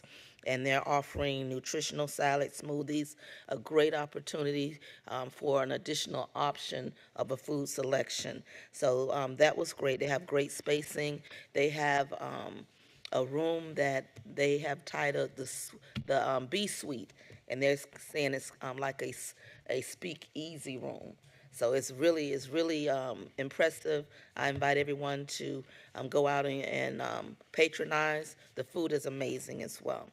Also on Monday the 15th, which was MLK, Dr. Martin Luther King's celebration, it was a full day. The city participated in the MLK parade and festival. The mayor did the walking. Due to my knee, I did have, I said escort service. I was blessed by our fire and rescue. They were able to drive the route for me. I'm still having some issues with my knee. So thank you to Greg May, and also I'm going to spell the last name so I don't mispronounce it. Pingol.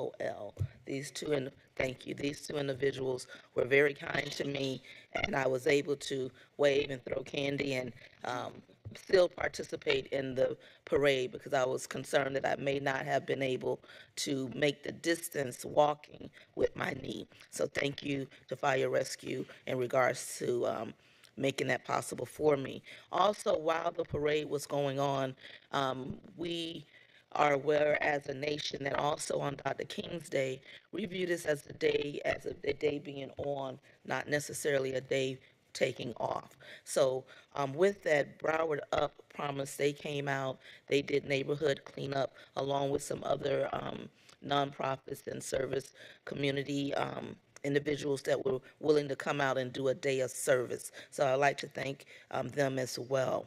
Also at the festival and participating in the parade, we had State Representative Darrell Campbell. He was with us. Also from our school board, Dr. Jeff Holness from District 5, Sarah Lambardi from District 3, also the Vice Chair, Deborah Hickson. They were also there with us, and they greeted the festival attendees. Also, I'd like to take this opportunity to thank to give thanks and gratitude for the MLK committee for putting on again another phenomenal event. It was beautiful. Thank you to our Parks and Recs department, Carl Williams, Nigeria, Bobby, Todd, all the staff. I don't want to leave anyone out, but just having that great communication with the committee, honoring the idea and the vision that they had and making it possible. We know sometimes the vision can get a little bigger than what the budget allows, but we were able to bring it together and make it a great opportunity. Also, thank you to Chief Schwartz and the police, and also Chief Gallen and the fire rescue. Then the very next day, And a word of thanks to Mother Nature. It didn't rain. oh yes, Yes. no rain, no rain. It was a beautiful day, and we know that the day before they was predicting rain in the earlier part of the day. So yes, praising and thanking for no rain on that day. On the 16th and the 17th, I did fly out to Tallahassee to participate in the Broward Days in the Capitol. Great opportunity. I want to thank Daphne Sanville for helping me navigate through the day and all the meetings that were there. It was a great opportunity to, again, have conversation with our state representatives and those who were there, and sitting in on some conversations that gives me more insight and some awareness of how and what is available through the state and how we're operating with that relationship. On the 18th, we came back and we were able to, first I had a morning meeting on the 18th, meeting with the organizers and the CEO for Cities United. I met with a young man by the name of Anthony Smith, and this is the same organization that I brought notice to during our priority meeting. It's an opportunity through this particular foundation to collaborate and better build relationships and reimagining our safety, public safety, while we're advocating for an opportunity to build relationships with our law enforcement and addressing gun violence. And I'm really excited about this, and I look forward to us as a city exploring this more and moving forward with it. Also on the 18th, we had the privilege again, the mayor and I and city manager, we were out at FXE for the ACE Awards, a beautiful award ceremony. We were able to present awards under the Green Championship Award. And I gave I presented the award to David McNeil, who's the owner and CEO of the WeatherTech company. So that was an honor for me to do, and I'm going to let the mayor share with who he presented the award to. On the 19th, Friday the 19th, we as a commission, we did attend the Prospect Lake Water Treatment groundbreaking, and then we went on to have our commission prioritization workshop. On Monday the 22nd, I had a meeting with OIC, meeting with Whitney Landmark, and also the SFL Banking Works program. This is an opportunity to understand the opportunities for our residents. It's a program which is no cost to residents that involve career training, employment assistance. It targets ages 18 to 24. Also, they discussed with us about summer and youth and family opportunities. They really went in detail with me about a banking program, which is a 2-month course, which includes the technology with cybersecurity and fiber optics as well. And just being able to offer this course where there's a connection and an opportunity to align with banks with hopefully those individuals receiving employment with those banks. Let's see here. And I believe that's all. You've been a One other busy lady. thing, productive. I prefer the word productive. Okay. And busy makes me a little frantic, so productive. Also, just to share, coming up on February 1st, Lauderdale Manors Civic Association will be having their monthly meeting. And that concludes my report. Thank you so much. Commissioner Glassman. Thank you, Mayor. And Vice Mayor, I'll always remind you of our conversation about the part-time job. Do you remember? Yes. Yes. Yes. And I often laugh about that. Yes, thank you. Okay, thank you, Mayor. Wednesday, January 10th, spent a great evening. I was asked to actually adjudicate an art exhibit at the Gallery 6, which is on the 6th floor of the main library. That was for Arts United, which celebrates its 25th anniversary. It is the largest local LGBTQ plus group of artists and allies, and it was really an excellent exhibition. I believe it's still running for a while. Congratulations to the first place winner, Adrian Diaz, who had a beautiful piece called Rising from the Ashes. So that was really a very well-attended event, and it was an honor to serve as the judge for that exhibit. Tuesday, January 16th, it was a pleasure to give the opening remarks for the second Sunrise Lane project meeting. I want to thank our transportation and mobility staff for that. For those of you that might not know exactly where that is, that's that little corner on 9th and Sunrise, right at the corner of Sunrise Boulevard and A1A. I always seem to think of it as our own little Greenwich Village area on the beach. Long, an area that just needs a little tender loving care. I was pleased when last year we were able to get some money in the budget to hire the consultants to work with our staff to reimagine what that little corner can be. We've had excellent turnout at both the first meeting in December and then the second meeting this past Tuesday on the 16th. They've done a great job of synthesizing all of the comments and the working groups down to 3 options, and I look forward to us moving forward with the final decision and then implementing that work. It will really spiff up an area that has long needed it, not quite living up to its potential. Also, I attended the virtual meeting for the Gateway intersection at Federal and Sunrise with FDOT. We had a virtual meeting on Tuesday the 16th, and we had an in-person meeting at the Galleria on the 17th. So they have taken 9 options for that very busy area, and they've brought it down to 3 options now, so I'm really looking forward to seeing where we go from here. There's still a while before we'll see a final design, but again, the neighborhood support and the input has been terrific on that project as well. All of the neighborhoods in and around Lake Ridge, Victoria Park, the beach, excellent participation. Also on the 16th, it was a pleasure. I don't know how many of you are familiar with the name Joseph Gormley. Joseph is a local artist. He also happens to be the chief custodian at Bayview Elementary School. He is so talented. I did put something up on Facebook, but he came and visited me and my staff, Erica and Ashley, at our offices. He's doing a painting of Leo Messi. He's done several. If you don't know about him, I would just say take a look on Facebook and you'll learn all about him. But he gives back to the community in such an amazing way. He's already raised funds through his art of over $300,000. His goal is $1 million. And he does this with students, young students, and it's really tremendous what this man does. He's doing this project now. Messi has actually autographed several of his pieces to help the value of those pieces.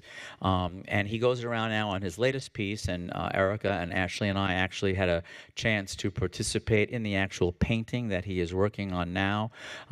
Trust me, I kept my contribution to a minimum because I didn't want to Was that by numbers? Yes, really. I did not want to impact the value of his work negatively. So I was thinking back what you said the last conference you said you weren't going to do it because you didn't want to. Yes. Well, I actually did do it, but trust me, it was very conservative. Very my conservative, my okay. contribution was very conservative to his artwork. I don't think it harmed it in any way. But the man is so talented. He came here from Scotland. He's got an amazing life story, so that was really, really very special when he came by our offices last week. Wednesday, January 17th, I want to say congratulations to the new board of directors for the Flagler Village Civic Association. That was their first meeting. It went really well. A very energetic, good new group of people, and thank you to those that have left that board for your service as well. Thursday, January 18th, I attended the Central Beach Alliance meeting, as always, very well attended. Excellent discussion, a tremendous agenda. Friday the 19th, as Vice Mayor has mentioned, we did attend the Prospect Lake groundbreaking and the commission prioritization workshop. That was a very productive day. Coming up, Sunday, February 4th, I'll be attending the Hendricks Isle of Venice Neighborhood Association annual get-together. This is our newest, might even be our newest neighborhood association in the entire city. I know it is the newest neighborhood association in District 2. Wednesday, February 7th, FDOT has a meeting about A1A and Northeast 14th Court, a crosswalk by the Park Towers. We continue to look for ways to make it easier for our pedestrians throughout the city, especially on the Barrier Island where it gets really busy, to provide crosswalks, whether it's Birch Road, A1A. So we will be having a meeting at the Cambria Hotel on A1A to discuss that crosswalk. That evening is also the Victoria Park Civic Association meeting. On Thursday, February 8th, I will be convening the meeting for the District 2 Neighborhood Association presidents for our roundtable that we do at least quarterly, and that has been an amazingly beneficial group in terms of input. Just a few comments, Mayor, for staff and city manager. My first one was going to be about when are we due for that call for artists for 4 more lifeguard towers. Vice Mayor mentioned that with the artist who did the first, CJ Sherry, which is, his work is amazing. But just today I saw it was posted, so I saw the call to artists that just went out today. So I'm very happy about that, so I don't have to ask that question, and I'm looking forward to see what gets submitted. As you know, when I introduced that concept several years ago, my goal was to actually see all of our lifeguard towers be wrapped in art, because I think that will make an amazing exhibition on our Barrier Island, not just for wayfinding, but also as an attraction for our residents and our visitors alike. I like if staff, maybe this would be Dr. Gassman or maybe even the Colonel. We recently went through an extended precautionary boil water notice for Montana Avenue off Las Olas Isles. It went on for quite a while, and I would just, first of all, say thank you. We finally passed the second day. You know, we have to have 2 consecutive readings where we pass. But maybe if you can, just for folks, you know, we try to get information out. You guys did an amazing job. But if you could just explain for the record so people understand why this little street was such a challenge over time. I think 65 homes on the street. It's quite a short distance. But maybe if you could help just explain why we did go through what we went through before we were able to get those 2 days of clear readings. Yeah. Dr. Nancy Gassman, Assistant Public Works Director. Talal Abi Karam, our Utilities Director, is here, and he has additional information for you. Thank you. Good afternoon, Mayor and Commissioner. Abi Karam, Public Works Utility. So a little bit of information. We had a pipe break at that location on January 8th. We repaired it. We repaired it under pressure. However, the pressure in the area on the aisle dipped below 20 psi. And as a result of that, by regulation, we're required to put boil water notices. Boil water notices are to be in effect pending 2 successful passing. That's 2 days. It takes 24 hours per sample to incubate and to pass. The challenge that we have on that aisle is that aisle is fed of a main on Las Olas, and that's a 16-inch water main. You go into smaller size when you go to the aisles. The pipes on most of Las Olas aisle are one way. They're not looped in the sense that water goes in, circulate, goes back into the system. So you may have some water stagnant in there. You may have slower consumption because some folks may be up north in these homes. So that was the challenge. So we did everything that we can in terms of unidirectional flushing, and that was shown in a lot of the media, hydrants flushing water all over the place. We did disinfection on the fire hydrants where we test, and we try everything that we can to pass it. Finally, in consultation with DEP, we come up with a plan where we would go and do a localized chlorine injection whereby we inject into that particular segment. And again, this is a localized situation, a higher concentration of chlorine. And to do so, we had to cut the water services from the residents from 11 p.m. till the morning. And we did that operation successfully. And with that, we had 2 passing days of testing.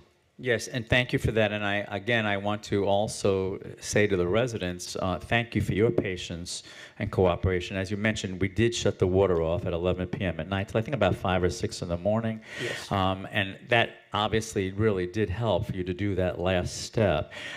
When we have issues like this, and do we ever go back periodically just to make sure that we haven't had any negative reoccurrence of the bacteria, or do we just say, well, thank goodness we had those 2 readings, and now let's leave oil on the floor? What we do system-wide throughout the city, we have a testing program that's according to the regulation where we collect sample throughout the city. We have 6 routes. We collect sample 132 locations. Those are established sampling point. It's established sampling protocol by FDEP. And as a result of that, we monitor and sample. And the results that we do, we submit to DEP on a monthly basis. So it's not just a localized, it's a system-wide monitoring at the entire system to make sure that everything's okay. Yes, thank you. Sure, but I just a few more things and no problem. Thank you. So I wanted to just say thank you. Thank you to the entire Public Works Department. Thank you, City Manager. Also, I know that we were helpful in that we did provide water to those, I think it's 65 homes on that street. Yeah, roughly. there is an apartment building that have maybe 40 units. We have about 48 homes. I believe it's in the memorandum. Yes. So this is a localized.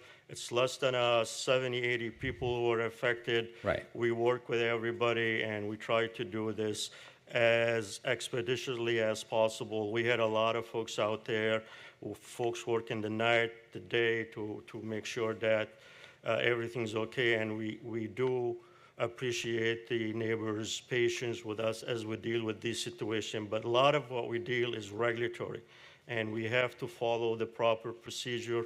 We're a highly regulated business. It's not like, this is a serious business. Right, and that's why I did ask for you to come up and explain this, because I know what you did, and I think sometimes people miss some of that information, although we did communicate all of this with the residents, both through your office and my office. Sure.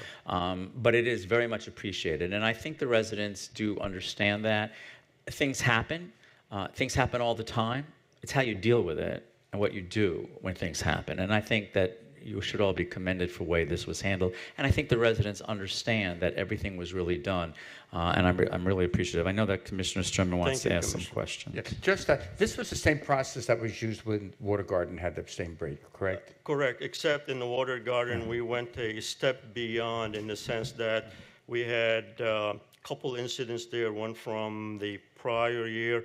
So we made the drastic decision by going in and initiate a project for a pipe replacement. Now, Los Olas Isles are mentioned in the Reese Engineering Master Plan of 2017, and we slide these projects in the capital improvement program for replacement. And when we do replace, we replace with looping the pipeline in the aisle so water circulate. We also may look at a different alternative material for pipe, as most of the aisle are in submerged and subject to sea level rise and resiliency and all of that stuff. Thank you. Yes, thank you. And again, and if we could also be kept abreast of when we do that additional testing over time, because that was a concern expressed from some of the neighbors that they were hoping that, you know, just because we passed the 2, that we weren't just going to say goodbye and good luck, and that we would still continue to monitor. We monitor 24/7. You know, Exactly. This is what we do. Yes, thank you, and I appreciate what you do. Thank you very much for all of that. Okay, next item. I received several emails and photos. There is a growing concern about the homelessness issue in Tunnel Top Plaza, City Manager. The photos are, there's something to be addressed, I believe, but I have received this from at least 3 or 4 sources. I know that a lot of work has gone on there. Are we aware of this as a staff? Are we looking at, you know, who's sleeping there? And does that area have the same restrictions in terms of, like, when the parks close, I think at 9 p.m., or the beach, you can't sleep on the beach, you can't sleep in the parks, but these are the questions that I'm getting asked, if we are able to move people along, and what exactly are we doing it, and most importantly, are we aware of the issue? So, Commissioner, we're going to be having some dialogue with the district secretary to understand the timeline, and also we have to accept the project. Because there's certain things that are still being punch list on a punch list and have to be completed. But yeah, certainly we would like to start monitoring further and have police patrol the area as well. We'll get back to you with those answers as to what abilities we have to control the area, control those that parcel of land, and expect a response soon. Okay, thank you. I appreciate that. Also, to segue from what Commissioner Herbst said about some of the congregation of homeless in some of the areas that we're seeing and that people are expressing concerns, I want to express also that has extended even to areas such as the 7-Eleven at 30th and 33rd, right, where the new Publix is being built. That is also happening now, and it's actually spreading from that 7-Eleven on that corner, both north, south, east, and west. So I think that we need to figure out how to handle that. You know, just driving in today to this location today at Federal and Oakland, a homeless person in a wheelchair riding up and down the street, I thought very dangerous. I don't know how we're handling that. I mean, your heart goes out to folks like this, but it's dangerous. It's just, I mean, this person in particular at Oakland and Federal had no legs. And I just said, you know, this is an accident waiting to happen, both for this person and for anyone that's in their vehicles. So that I saw at Oakland and Federal. And then at Brickell and Broward, a different homeless person in a wheelchair, who I've seen a lot, and I think I've even communicated this to you. This is the same person. Are we able to assist these folks at all? Are we able to make sure that they're not constantly at the same intersection riding up and down in a wheelchair, for the most part also exhibiting behavior that might be considered a little, you know, concerning? But what are we doing about this? Yeah, so I want to ask Chief Schultz if he can provide an update on enforcement of clearances on the intersections for safety reasons. We have asked Chief Schultz to assist with that, and he's been successful in certain cases.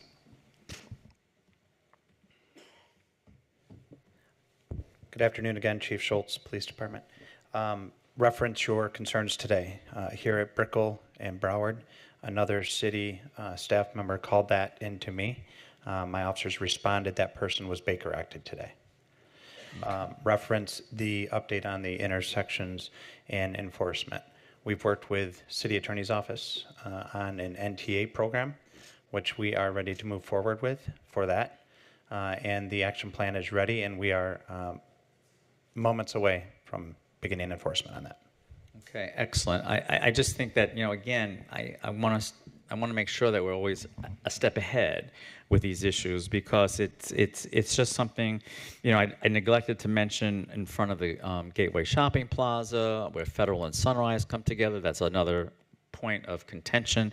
Again, I just want to make sure that, you know, these are the areas that I'm hearing about in my district where we're just where we're seeing the same behavior being exhibited over and over and over.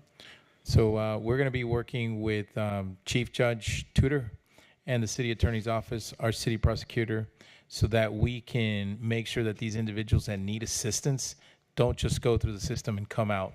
I know exactly what you're talking about. That individual has had a great record that shows how the system is not working. So we're going to be very involved in every step of that process. And we have a meeting scheduled for first or second week of February, and the chief is also going to be part of that discussion. It's going to be a comprehensive discussion with Chief Tudor. Okay, excellent. Thank you for that. And please keep me posted, because I hear about this almost every day. Glassman, if you don't mind, if I can add to the conversation, our districts, as we know, border, and we have an individual as well at the Avenue of Arts and Sixth Trunk. There's really like two that I usually say they kind of tag team. One is there and then the other is there. So if we could also be aware of the area of Sixth Trunk and the Avenue of the Arts, we do have the same type of activity at that intersection as well. Thank you. Yeah, I just think it's so important to just stay one step ahead of that. And then, well, actually, Commissioner, I'm it's not so much the locations; it's the status of homelessness throughout the city, right? So whether we find homeless people at one intersection versus another, it's really a systemic problem that we need to address. The fact that they happen to be in certain locations is just a consequence. It's not the cause. So that's something we really need to continue to address. Yes. And lastly, I did want to ask the city manager and the mayor, as it was referenced earlier in our meeting today. I know that the Cabinet Secretary of Transportation, Pete Buttigieg, was in town yesterday. Did anyone have any meetings with him, or were you aware that he was coming, or what are we doing in terms of perhaps, you know, the article that was in the newspaper today was very sort of like non-committal from the secretary in terms of, you know, our ongoing discussion of tunnel versus bridge. He just sort of implied that it's, you know, up to the local folks to figure out how we're all going to be aligned. But I just would like to know, did you meet with him, not meet with him? Why not? Where are we with the secretary and all of those possibilities? Thank you. You have a lot of questions. I do. Yes. Inquiring minds want to know. Okay, so so last week the secretary called me and let me know that he was coming. He was going to be speaking at this this group that was having their conference yesterday, and my biggest concern was not so much meeting with him, but to ensure security. And so I was texting back and forth with his folks, and apparently they had arranged for security, but we certainly were prepared in case something did happen. So that was the number one thing. I did not ask to meet with him because we're still figuring out what we're doing, and so the secretary is very much aware of the conversation that's going on in our city and our county. He very much knows my point of view. I certainly drilled it into his head the last couple of years. But I think that he understands that despite what the article said by Tony Mann, the position of the city is not at this point to move forward with the bridge. I think that was a misstatement.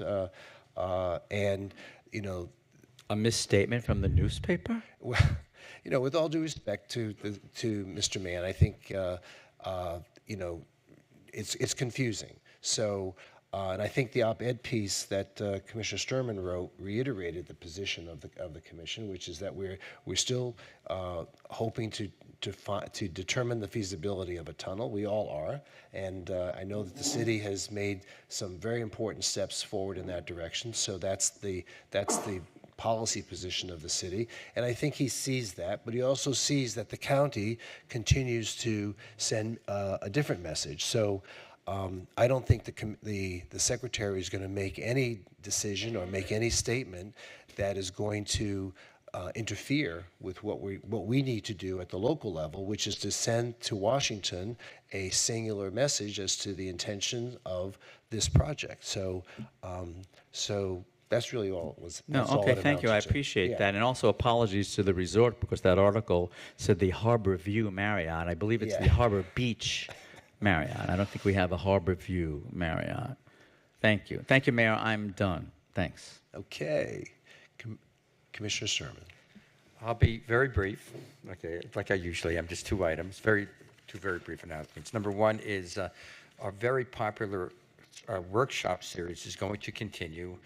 In the first couple of weeks, the first half of February, we are going to have our next workshop on the tree ordinance, and Greg, your staff, will coordinate with you presenting that to our residents in preparation of the tree ordinance that's coming down the pike. Something I'd like to get a lot of input.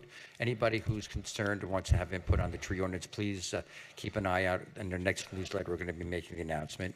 And number two, something I think is going to be very popular was before I was elected, we had a series of these, and we're going to have our first biking with the commissioner. We're shooting for probably ballpark the third week in February to be able to go out and bike with us, raise awareness of bike lanes, safety, parks, health, personal health, and get a chance to interact with our office on a very casual basis. So we're going to arrange through your office and PD Parks to have a very nice ongoing Bike with the Commissioner series starting out in February. Mr. Mayor, that concludes my remarks. Okay, great. Thank you. Well, the vice mayor revealed all the things I was going to say. We've been doing our tap dance around the city this past couple of weeks. So a couple things, though. On January 12th, I participated in the Hispanic Chamber of Commerce Roundtable. We had a luncheon here at the Tower Club. And I think the two takeaways that were important from that roundtable discussion were, number one, we have a significant Hispanic population in Fort Lauderdale as well as Broward County, and that integrating not just the Hispanic population, but also other ethnic groups in the community into the mainstream society, and certainly the business element of our community is an important goal, and I think we spoke about possibilities and what aspirations we have. So it was really a good beginning of a conversation moving forward, and I want to thank the city manager for participating, and I thought this was one of many that we're going to continue to have throughout the year. I did also attend the FXC ACE Awards, and the award that I was able to present was to Atlantic Aviation. They are the second busiest fixed base operator in the country, which goes to show you how active and how popular FXC is here in Fort Lauderdale. So we're very pleased to be able to have recognized them.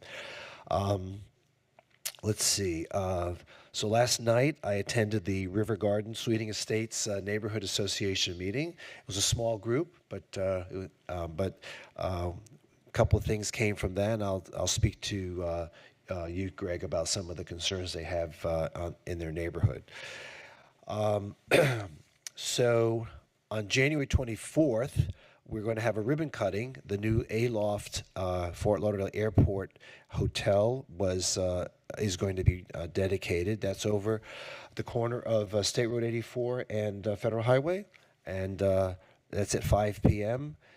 And let's see. And on the 25th, we are going to do a couple things. First, we're having the Tuba Shavat tree planting at the Gore Betts Park. That's at 3 p.m. That's 1611 Southwest 9th Avenue. This is a tradition that the city of Fort Lauderdale began several years ago. It was interrupted as a result of the COVID, and so I know others had asked that this be reinstituted, so we're going to do that. And again, that's January 25th at 3 p.m. at the Gore Betts Park. Various community groups have been invited, and everybody from the community is, of course, invited. Also that day, Bill Harris. Bill was a former commissioner of Dania Beach, and he passed away. And I'll be attending his memorial that day. Very sad, very nice friend. So that will be at noon on the 25th. On the 26th, the next night, I'll be speaking at the AIA Architecture Fair. It's a Metro Lab at FAU. So the American Institute of Architects is having a banquet that night, and I've been asked to be their keynote speaker. Let's see. On the 28th, this Sunday, we're having, I guess I'm being the master of ceremonies for the change of command at the Coral Ridge Yacht Club. It's going to be an all-afternoon event, and everyone, of course, is invited to attend. It's a great yacht club, a sister yacht club to the Fort Lauderdale Yacht Club, so we're very excited about that event happening. On January 31st, I'm speaking at the Denver-based Board of Directors of AIMCO, AIMCO. It's a real estate group. They are meeting at the Four Seasons that morning, and I'll be giving introductory remarks for their meeting. And I'll be following right along, Mayor. Are you? Yes. Good. Just so you know. We have to compare notes so I don't repeat what you say. Okay. Thank you. Did you mention the History Makers at the 31st? I don't know if that was on my. It should have been on my list, but I don't think it was. I don't want to repeat whatever. Yeah, I will be at the History Makers on the 31st. Okay, that's on the 31st at the 6 p.m. at the Galleria Mall, and we invite everybody to attend and to recognize individuals that have been important to the history of the city of Fort Lauderdale. On February 1st. We have then the evening at 5 p.m. We have the grand opening of the annual Greek festival at St. Demetrius Church. I invite everyone to participate who's available. Looking forward to another stellar event this year. What's the date? The date? February 1st. Okay. It's a Thursday, 5 p.m. February 2nd, we have the State of the County Forum Breakfast by the Broward Workshop. That's at 7:45 a.m. at the fabulous Signature Grand. Everybody's entitled. Everybody is welcome to attend. And then also that evening is the Frank Ortis retirement party. I know a lot of you don't know who Frank Ortis is, but he is the longtime mayor of Pembroke Pines, and he is now serving out his last term, and they're having a retirement party for him, so I will probably be attending that evening. Finally, on February 5th, the community will be having a celebration of life for Renee Quinn.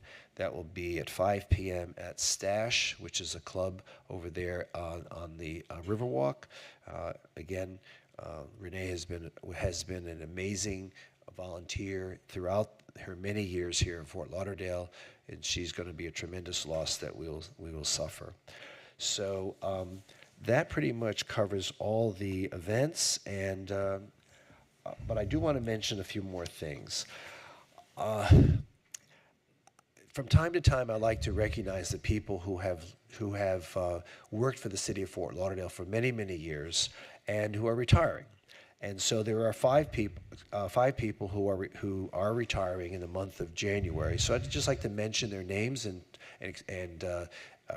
relay to the folks here listening today how many years of service these folks have given to the city. First is Frank Chesser, who's an airport electrician. He has served our city for 27 years, and he'll be retiring this month. Rich Gosman, a pool equipment mechanic with Parks and Rec. He has been with us for 32 years. David Arcus, who is a driver engineer with Fire Rescue. He has been with us for 32 years. Tim McGovern, we all know Tim, a community program manager working with Parks and Rec. He's been with us for 22 years. And David Carter, Battalion Chief of Fire Rescue. He's been with us for 32 years. Thank you so much and congratulations.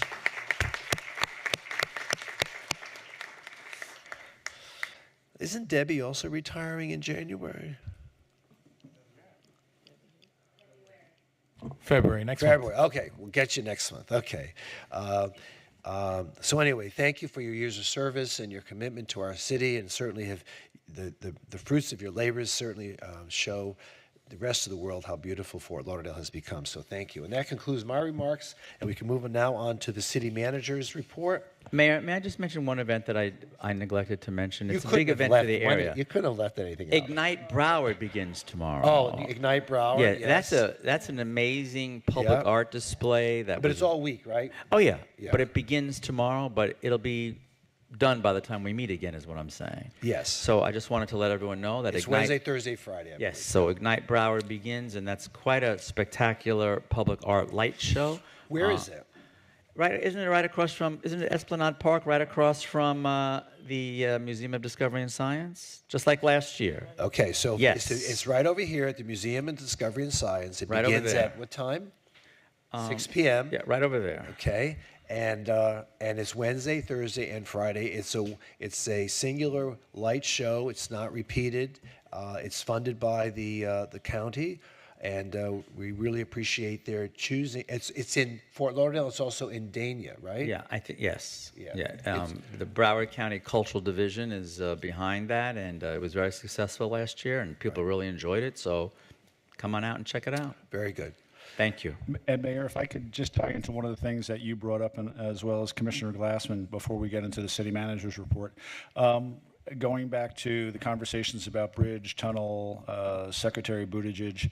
So Yes. I understand that we received a response back from the county on the BDO report, and I'm wondering when we're going to have a discussion about that.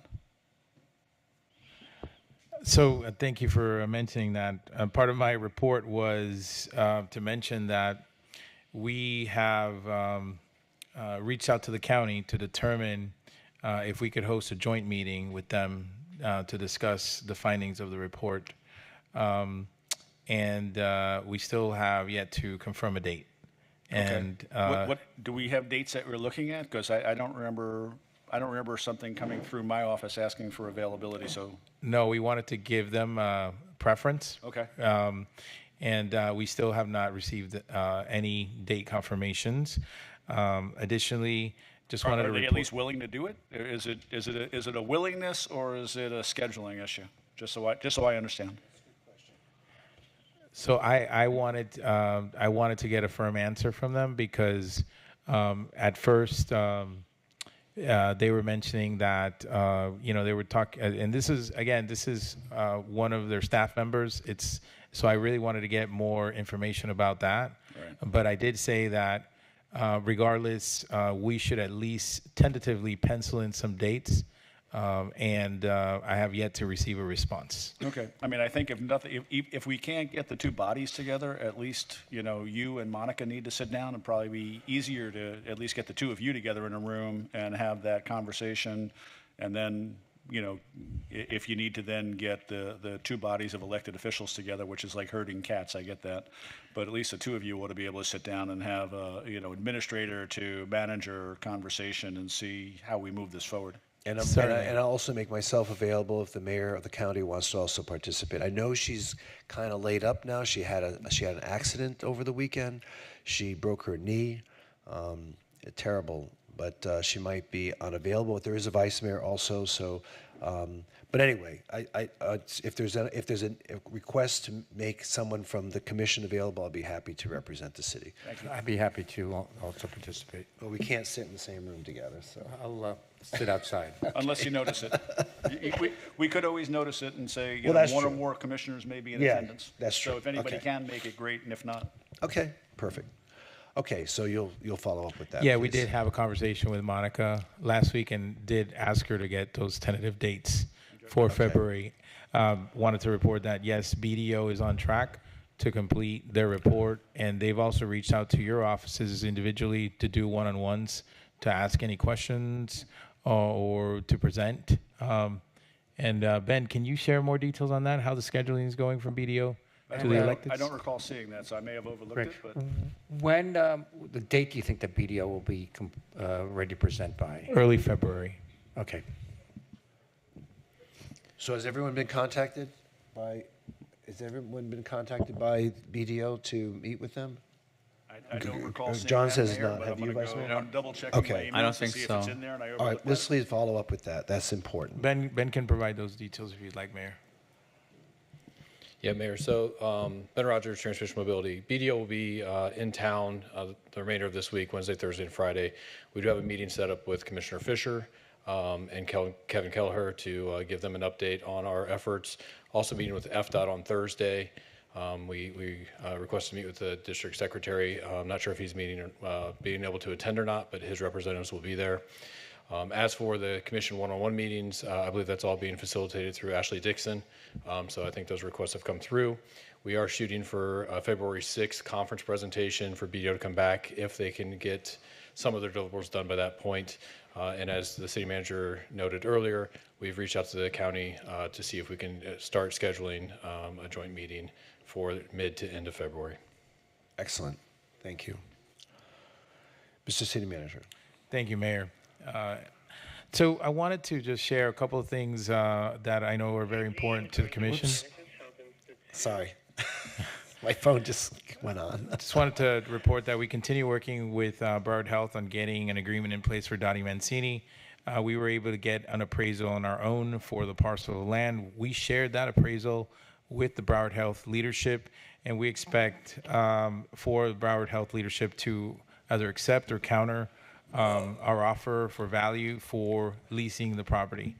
That's something that's on the horizon. We're also looking for other opportunities to see where perhaps we can expand their presence throughout the city so that that parcel of land where Dottie Mancini is today is available for park use.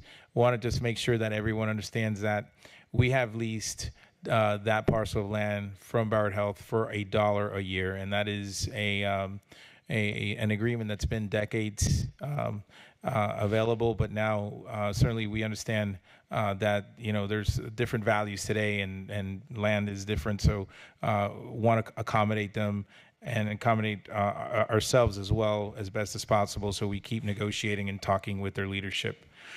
Also wanted to share that we were invited to participate in Emergency Management Date at the Capitol on February 7th in Tallahassee. So Chief Golan and myself will be attending.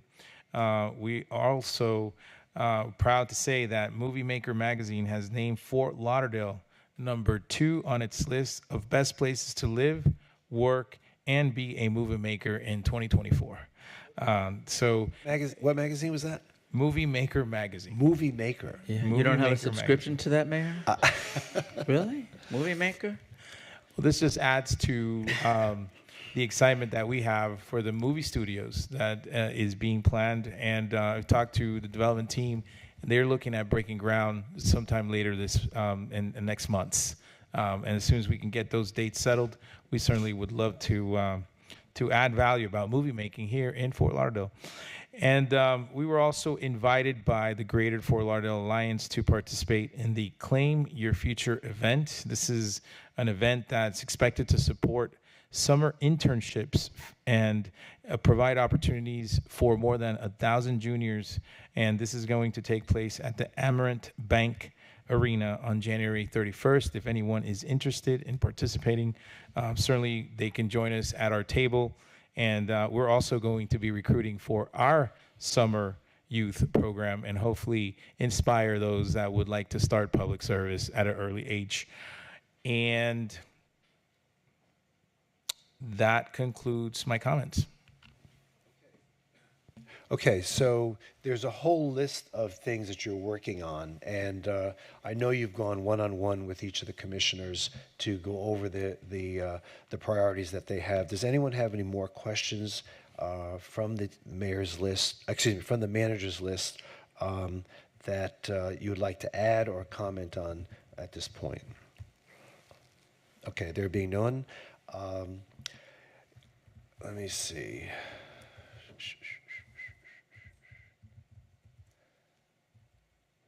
Okay, I guess that concludes our conference meeting. All right, thank you so much, everybody.